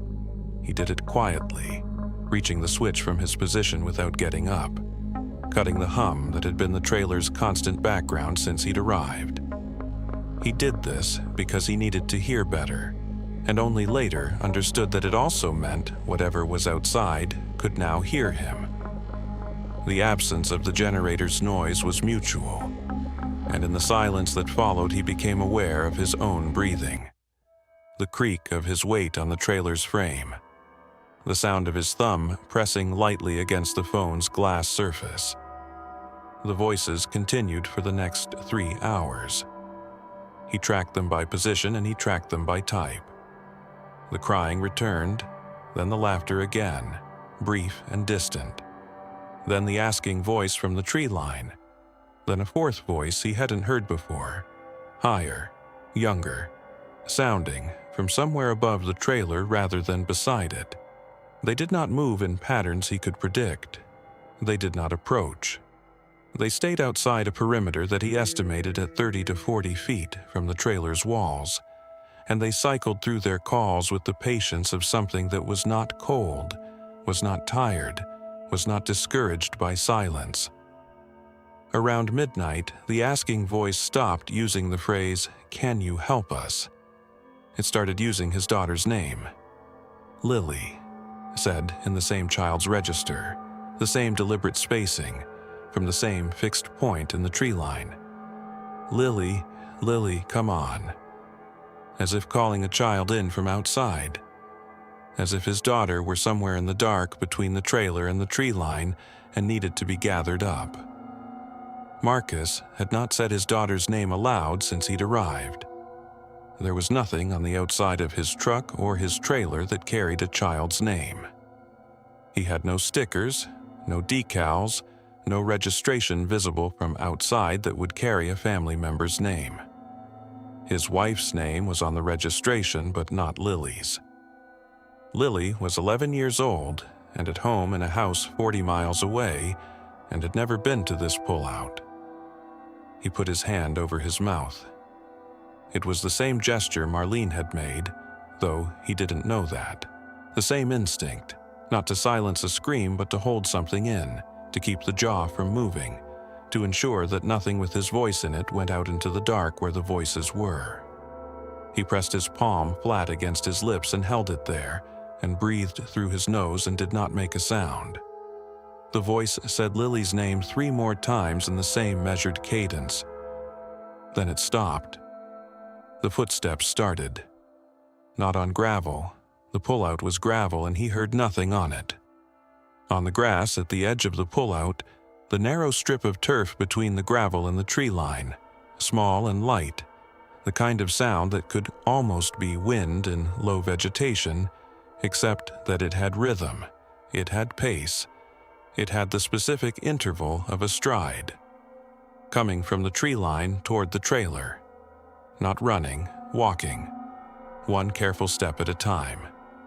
They stopped at the trailer's exterior wall. He was lying on his side facing the door. He could see the door panel in the dark, the lever handle, the small window above it.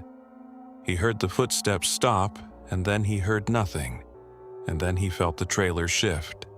The faintest transfer of weight, the almost imperceptible rocking of a structure on its leveling jacks when something touches it from outside. Something had put its weight on the step below the door. One hand on the lock. He moved it there slowly, 2 inches at a time, until his fingers found the lever. He held it without pressing it.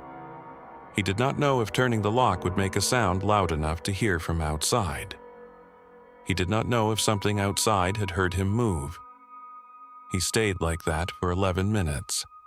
He counted seconds when he could focus and lost count when he couldn't and started over. The weight on the step did not shift. Whatever had walked to the trailer from the tree line was sitting on his step in the dark, not moving, not calling, not doing anything he could identify except being present. At the end of 11 minutes, he pressed the lock. The click was small. He felt it more than heard it. He kept his hand on the lever and lay perfectly still and waited. From outside, 30 seconds later, came the voice. Not from the tree line, from the step. "Lily?" He did not breathe. The weight on the step lifted. He felt the trailer settle back, the faint reverse rocking of the jacks releasing pressure. The footsteps moved back across the grass strip toward the tree line. He heard them reach the tree line and stop. Then silence. Complete silence. The hollow went entirely quiet. No voices from the gate. No crying from the slope. Nothing from the tree line. Just the dark and the cold, and his hand on the lock and the clock on the microwave showing 3:47 in the morning. He lay on his side, facing the door with his hand on the lock, and watched the microwave clock change numbers and did not move. At 4:30, the window began to gray at its edges. At 5, the first bird called from somewhere on the ridge above the second gate, a single clear note, and then another bird answered from the tree line, and then the hollow filled up gradually with the ordinary sounds of an Appalachian morning. Birds, wind, the far-off sound of the creek below the road. He had not opened the door. He did not know what was on the gravel outside. The light was coming. He lay still and watched it come and kept his hand on the lock and did not open the door yet. He waited for full daylight. Not the gray suggestion of it, not the pale blue of early morning. Full daylight, the kind where shadows have edges and you can see color in things.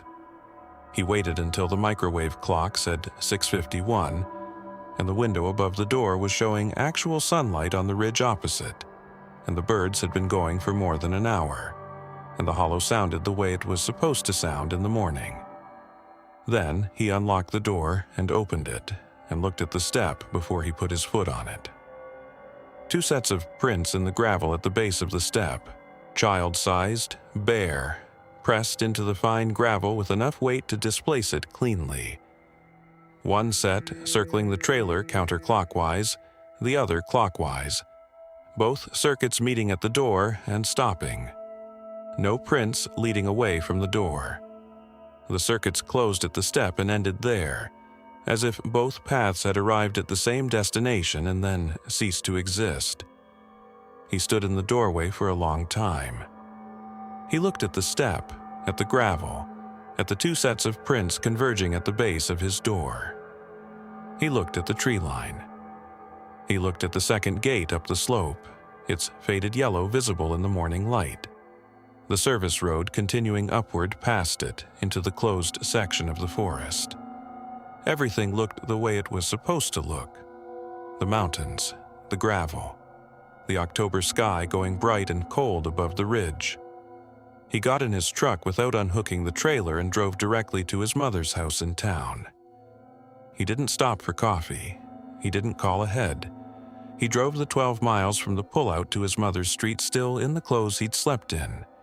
His hair uncombed, the truck still smelling of the generator exhaust from the night before.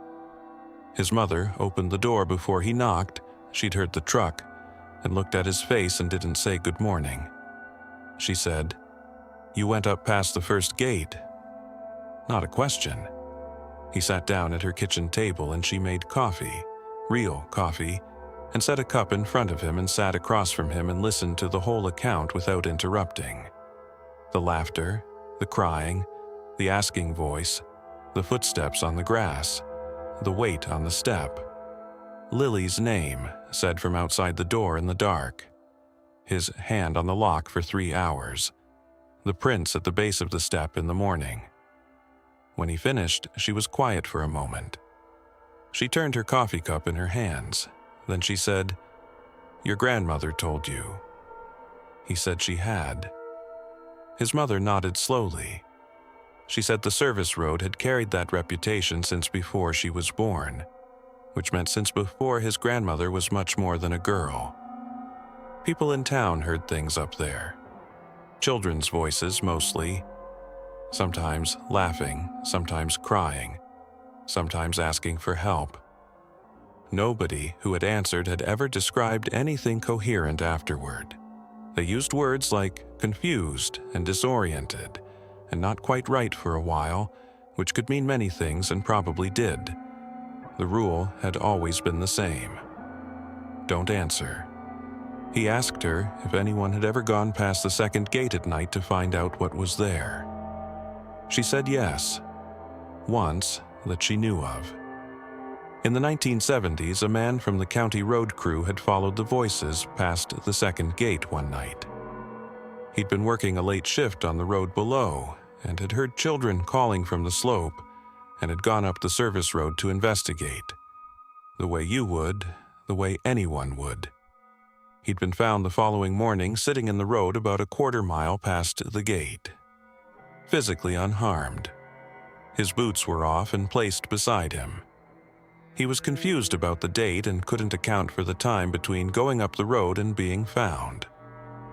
The county filed an incident report. The service road had been gated at the first gate within the month. Marcus sat with his coffee and thought about the boots. The hiker in the ranger's account, which he didn't know about, had also been found with his boots removed and placed neatly beside him. He didn't know that.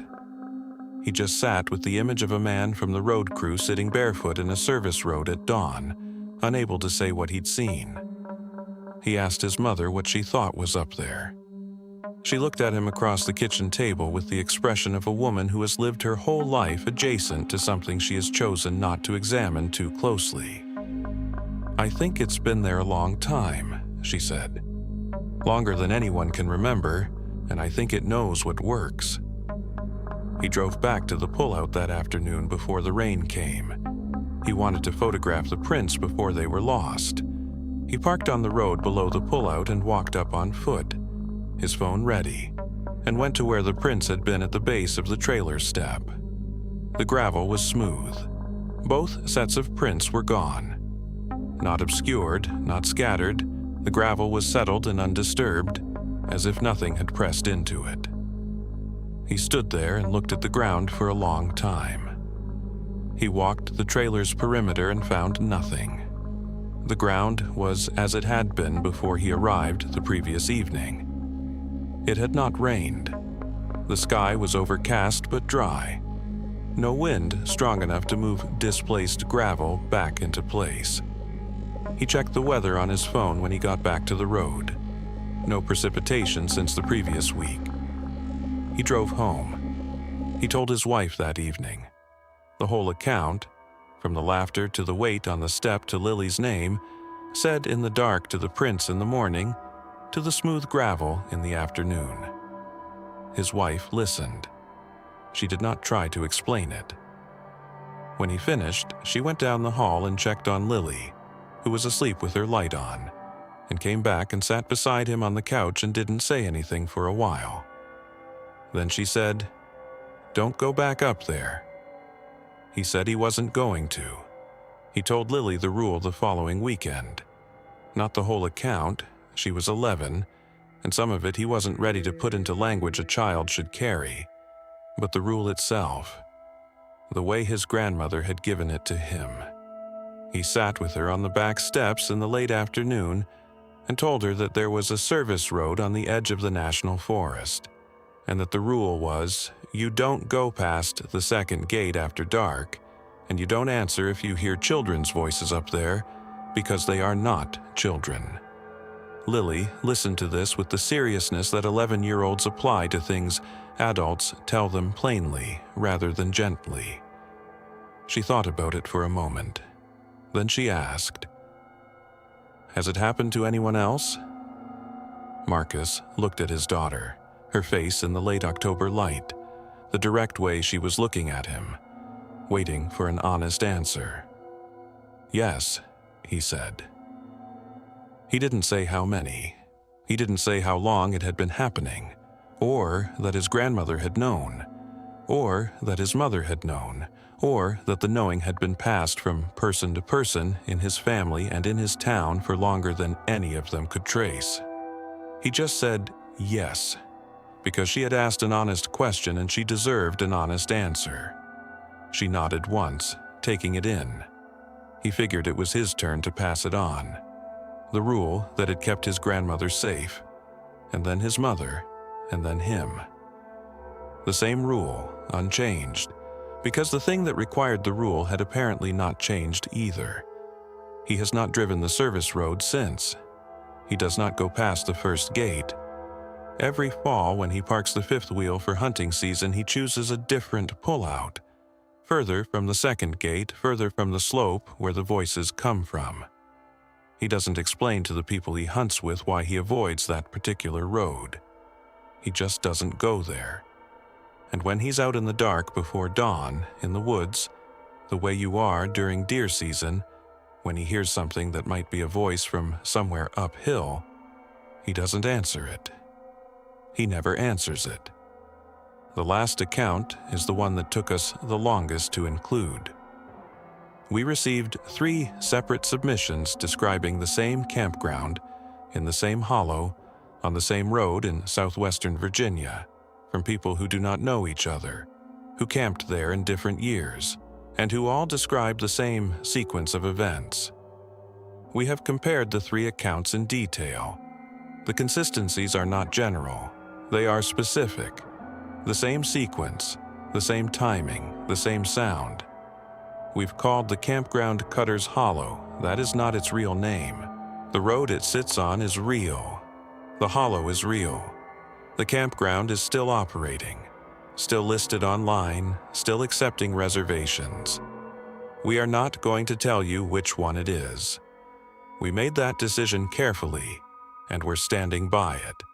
The account we're using as the primary narrative belongs to a woman named Renata. She is 41 years old, a paramedic from the Roanoke area, and she submitted her account 8 months after it happened, which she says was how long it took her to write it in a way that didn't sound like something she would have dismissed if she'd read it herself. She wanted it to sound like what it was, a factual account from a person who does not scare easily, of something she cannot explain. She is not easily frightened. 14 years working night shifts in emergency medicine will either eliminate a person's capacity for fear or calibrate it very precisely, and in Renata's case, it calibrated it. She knows what a real emergency looks like.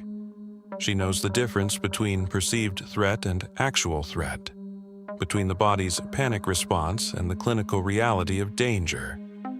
She said in her submission that she includes this context not to establish credentials, but because she wants it understood that what she felt on her second night at Cutter's Hollow was not anxiety, was not the strangeness of an unfamiliar place, was not the ordinary discomfort of sleeping alone in the woods.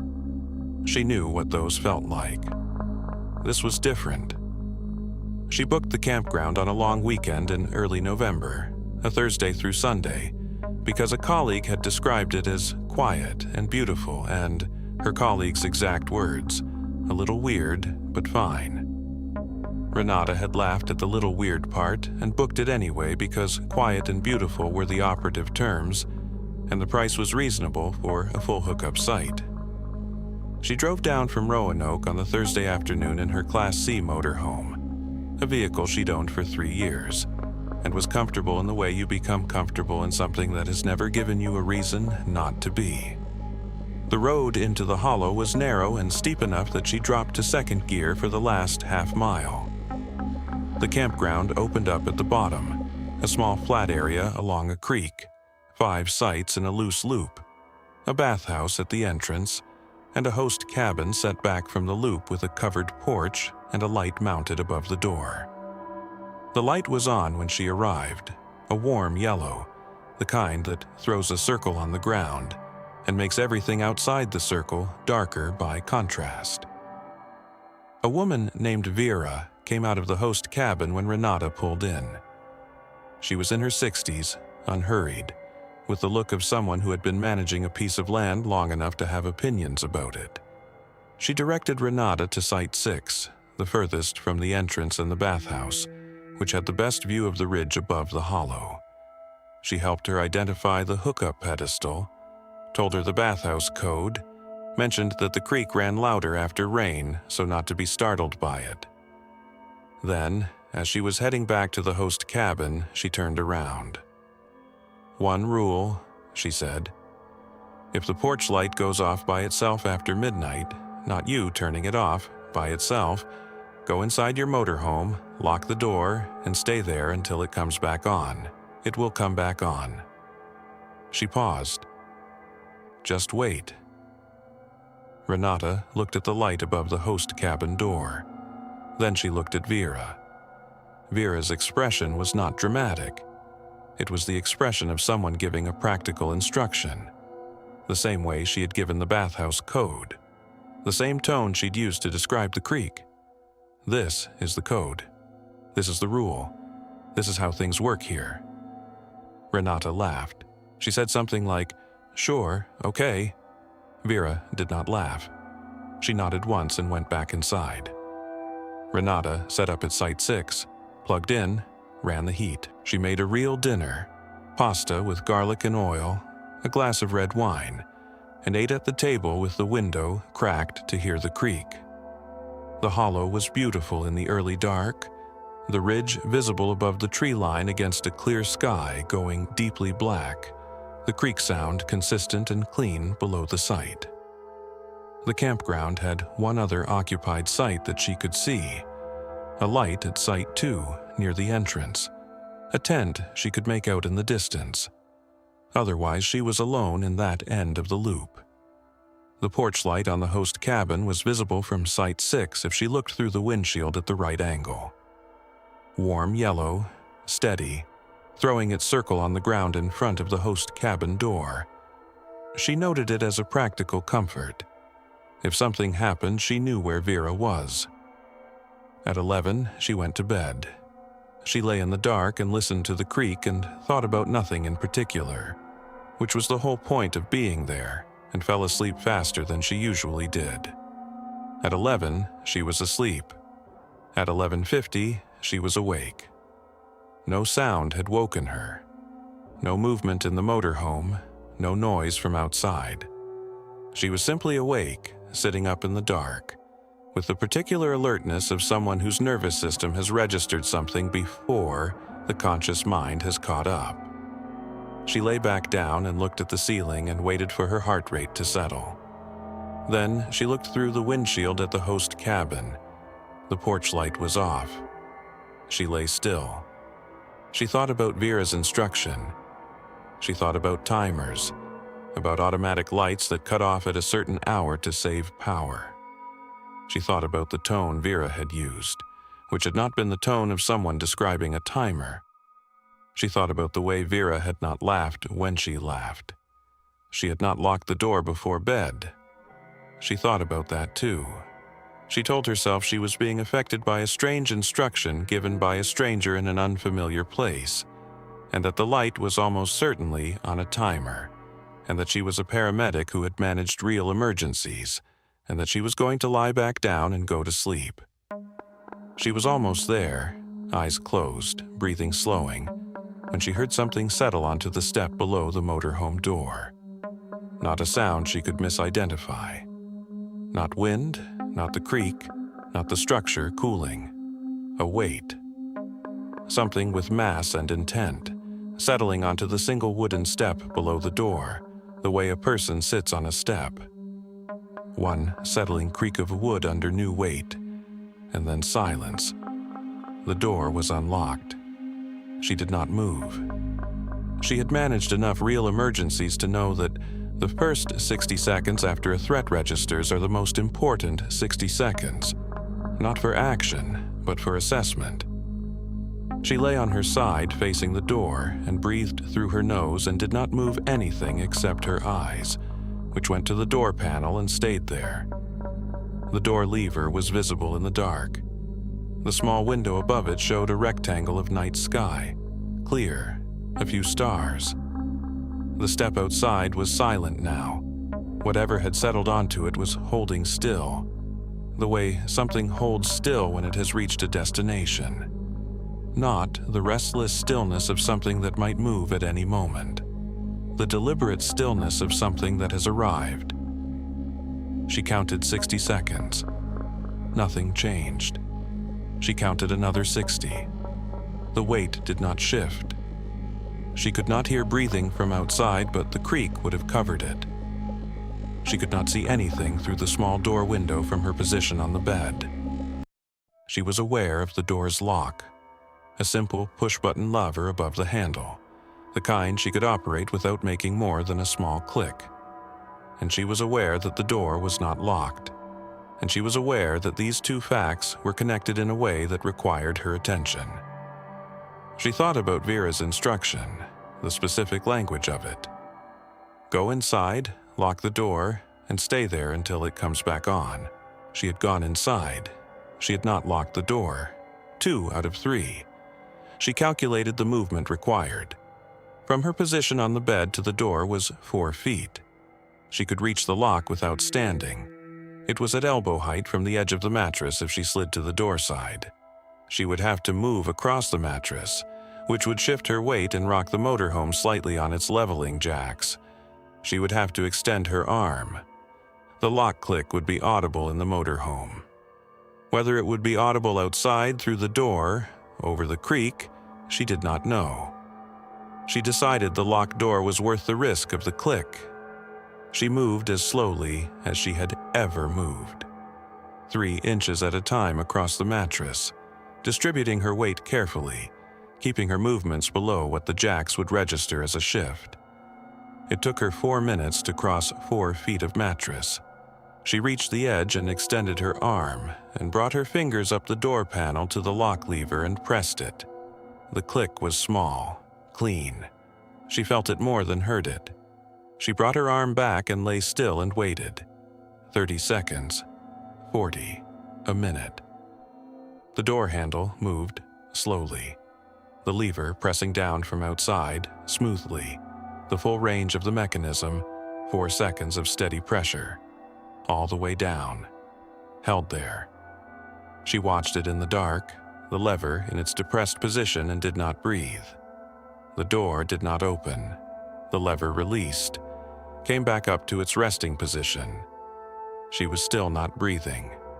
She took a breath and let it out without sound, and took another and pressed her back against the cabinet behind her, putting the door at arm's length rather than at her side.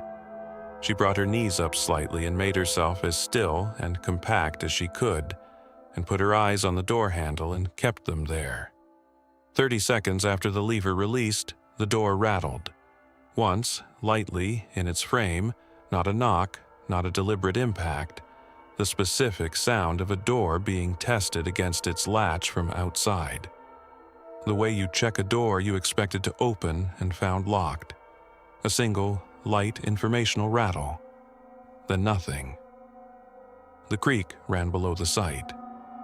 The motorhome's refrigerator cycled on and hummed at its low, constant note, and then cycled back off. Somewhere on the ridge above the hollow, an owl called once and did not call again. Everything was the sounds that had been there before. Everything except the weight on the step, which she could no longer confirm was still there, because whatever sound it had made arriving had not been repeated, and the step was not creaking under sustained load the way wood does when weight remains on it. She could not tell if it had left. She could not tell if it was still there, simply keeping still the way it had been keeping still when it arrived. She had no way of knowing, and she understood that not knowing was the condition she was going to have to manage until something changed. She managed it by staying still, by keeping her back against the cabinet and her eyes on the door handle and her breathing slow and even, the protocol she used with patients in acute distress. Slow it down, keep it even, give the nervous system a rhythm to follow. She ran through it and found it worked, which surprised her, or would have surprised her if she'd had attention to spare for being surprised. Time moved differently. She tracked it by the microwave clock when she could see it from her position, and by interval counting when she couldn't. An hour passed. Maybe more. She lost the precise count somewhere in the second hour and didn't try to recover it. What mattered was the door handle, which did not move again.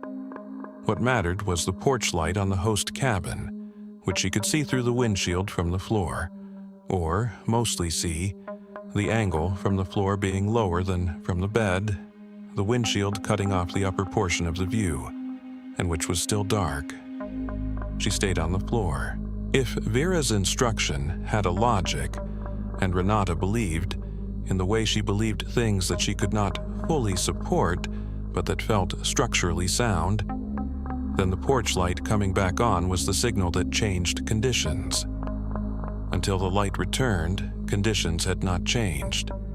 She would wait for the light.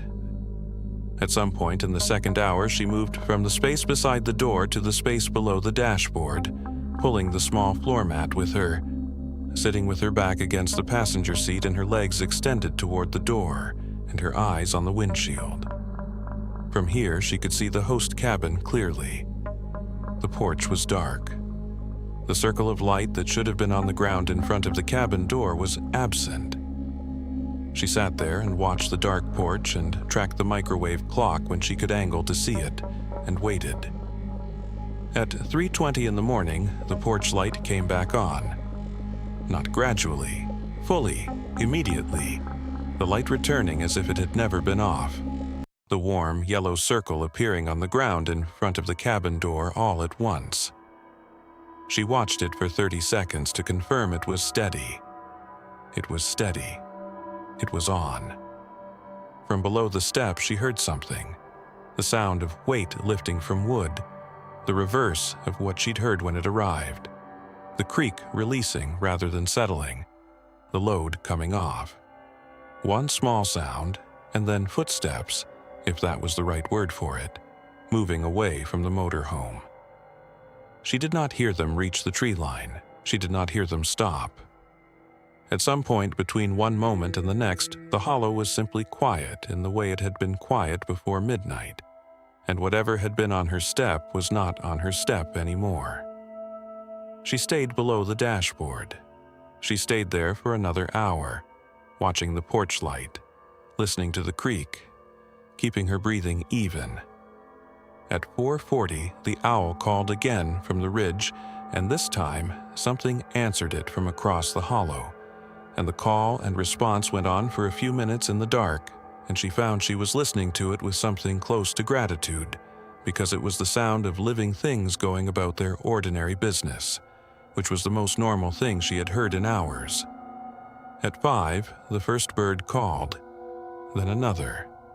Then the hollow began to fill the way hollows fill at dawn, gradually, instrument by instrument, until the full ordinary chorus of a November morning was present, and the darkness had become gray, and the gray was becoming something with color in it. She did not move until she could see the individual trees on the ridge above the hollow, until the hollow had color and shadow and depth, and looked like a real place in real light. Then she sat up from the floor, her back aching from the cabinet, her legs stiff, the floor mat creased under her, and she looked through the windshield at the host cabin and watched Vera's door open and a light come on inside and a thin line of smoke begin to rise from the cabin's small chimney.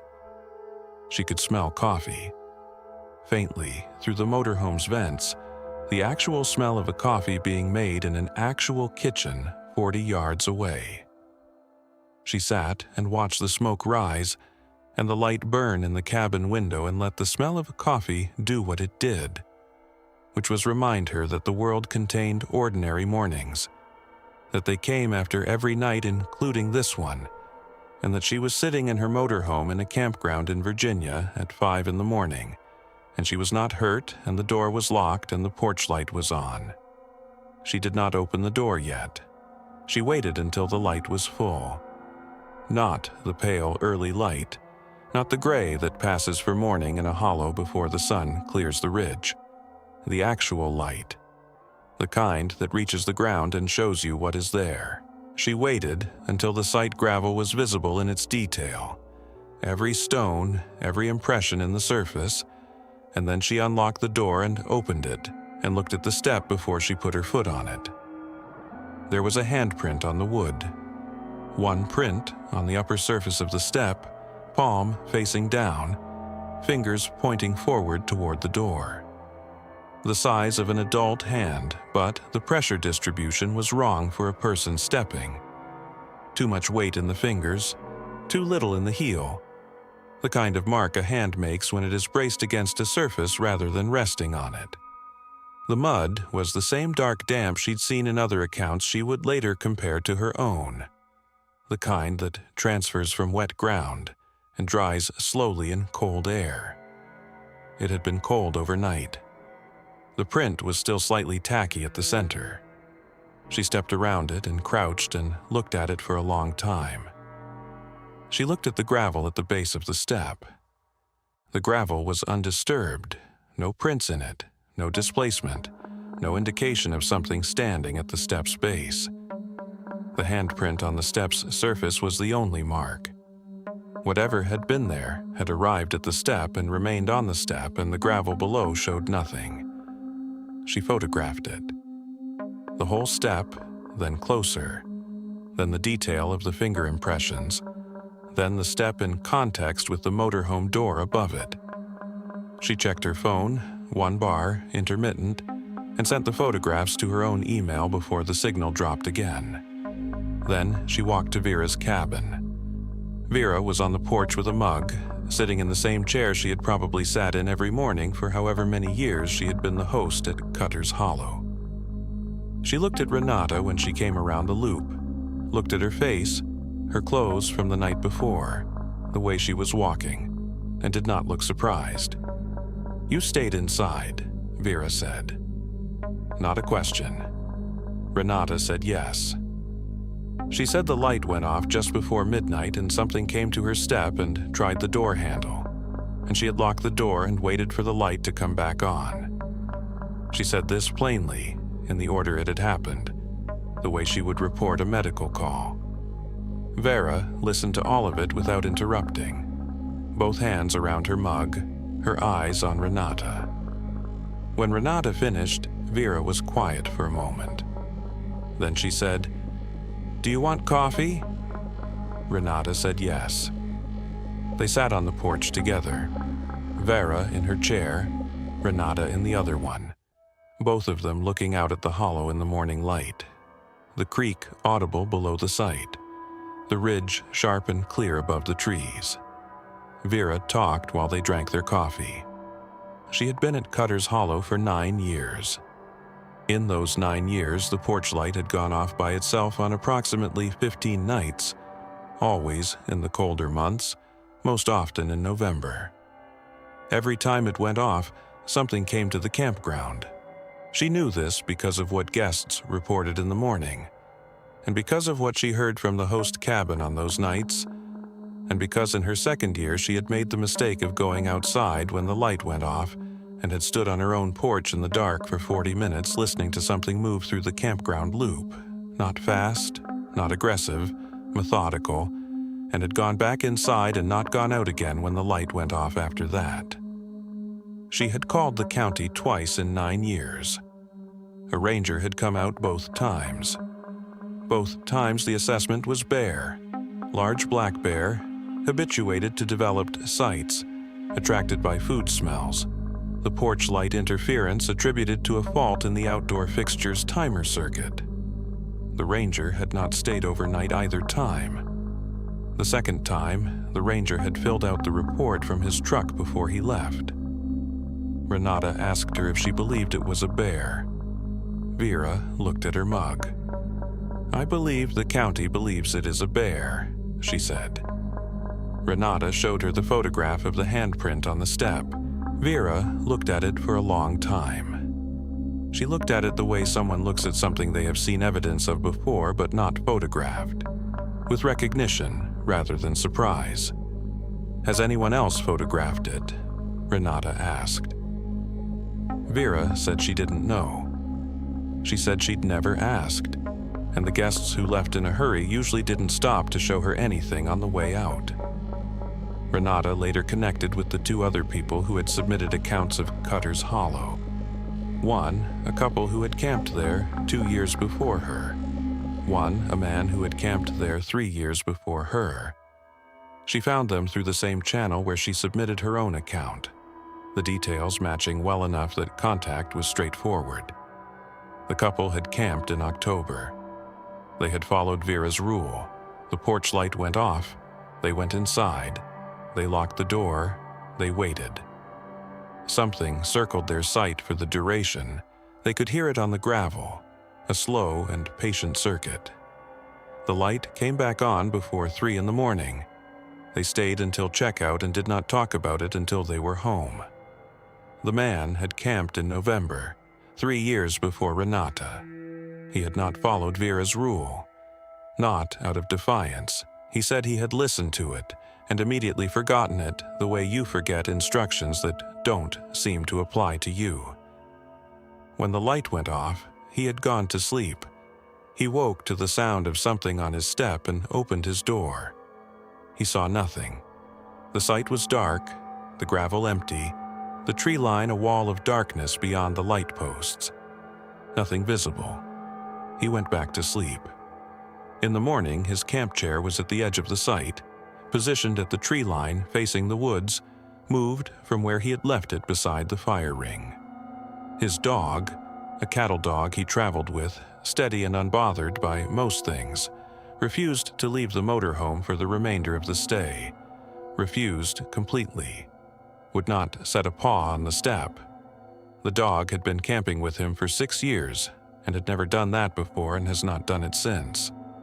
All 3 accounts described the porch light going off.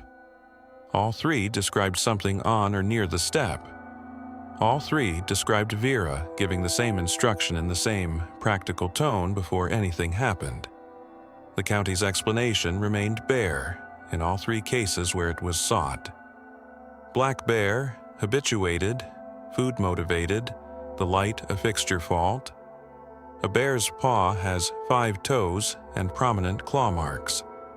The print on Renata's step had 4 finger-width impressions, no claw marks, and a palm distribution inconsistent with a plantigrade paw. The county ranger, whose name appeared on all 3 reports, the same ranger across 3 years, 3 different guests, had not visited the site in person for any of them. Renata does not camp alone in hollow campgrounds in November anymore. She still camps.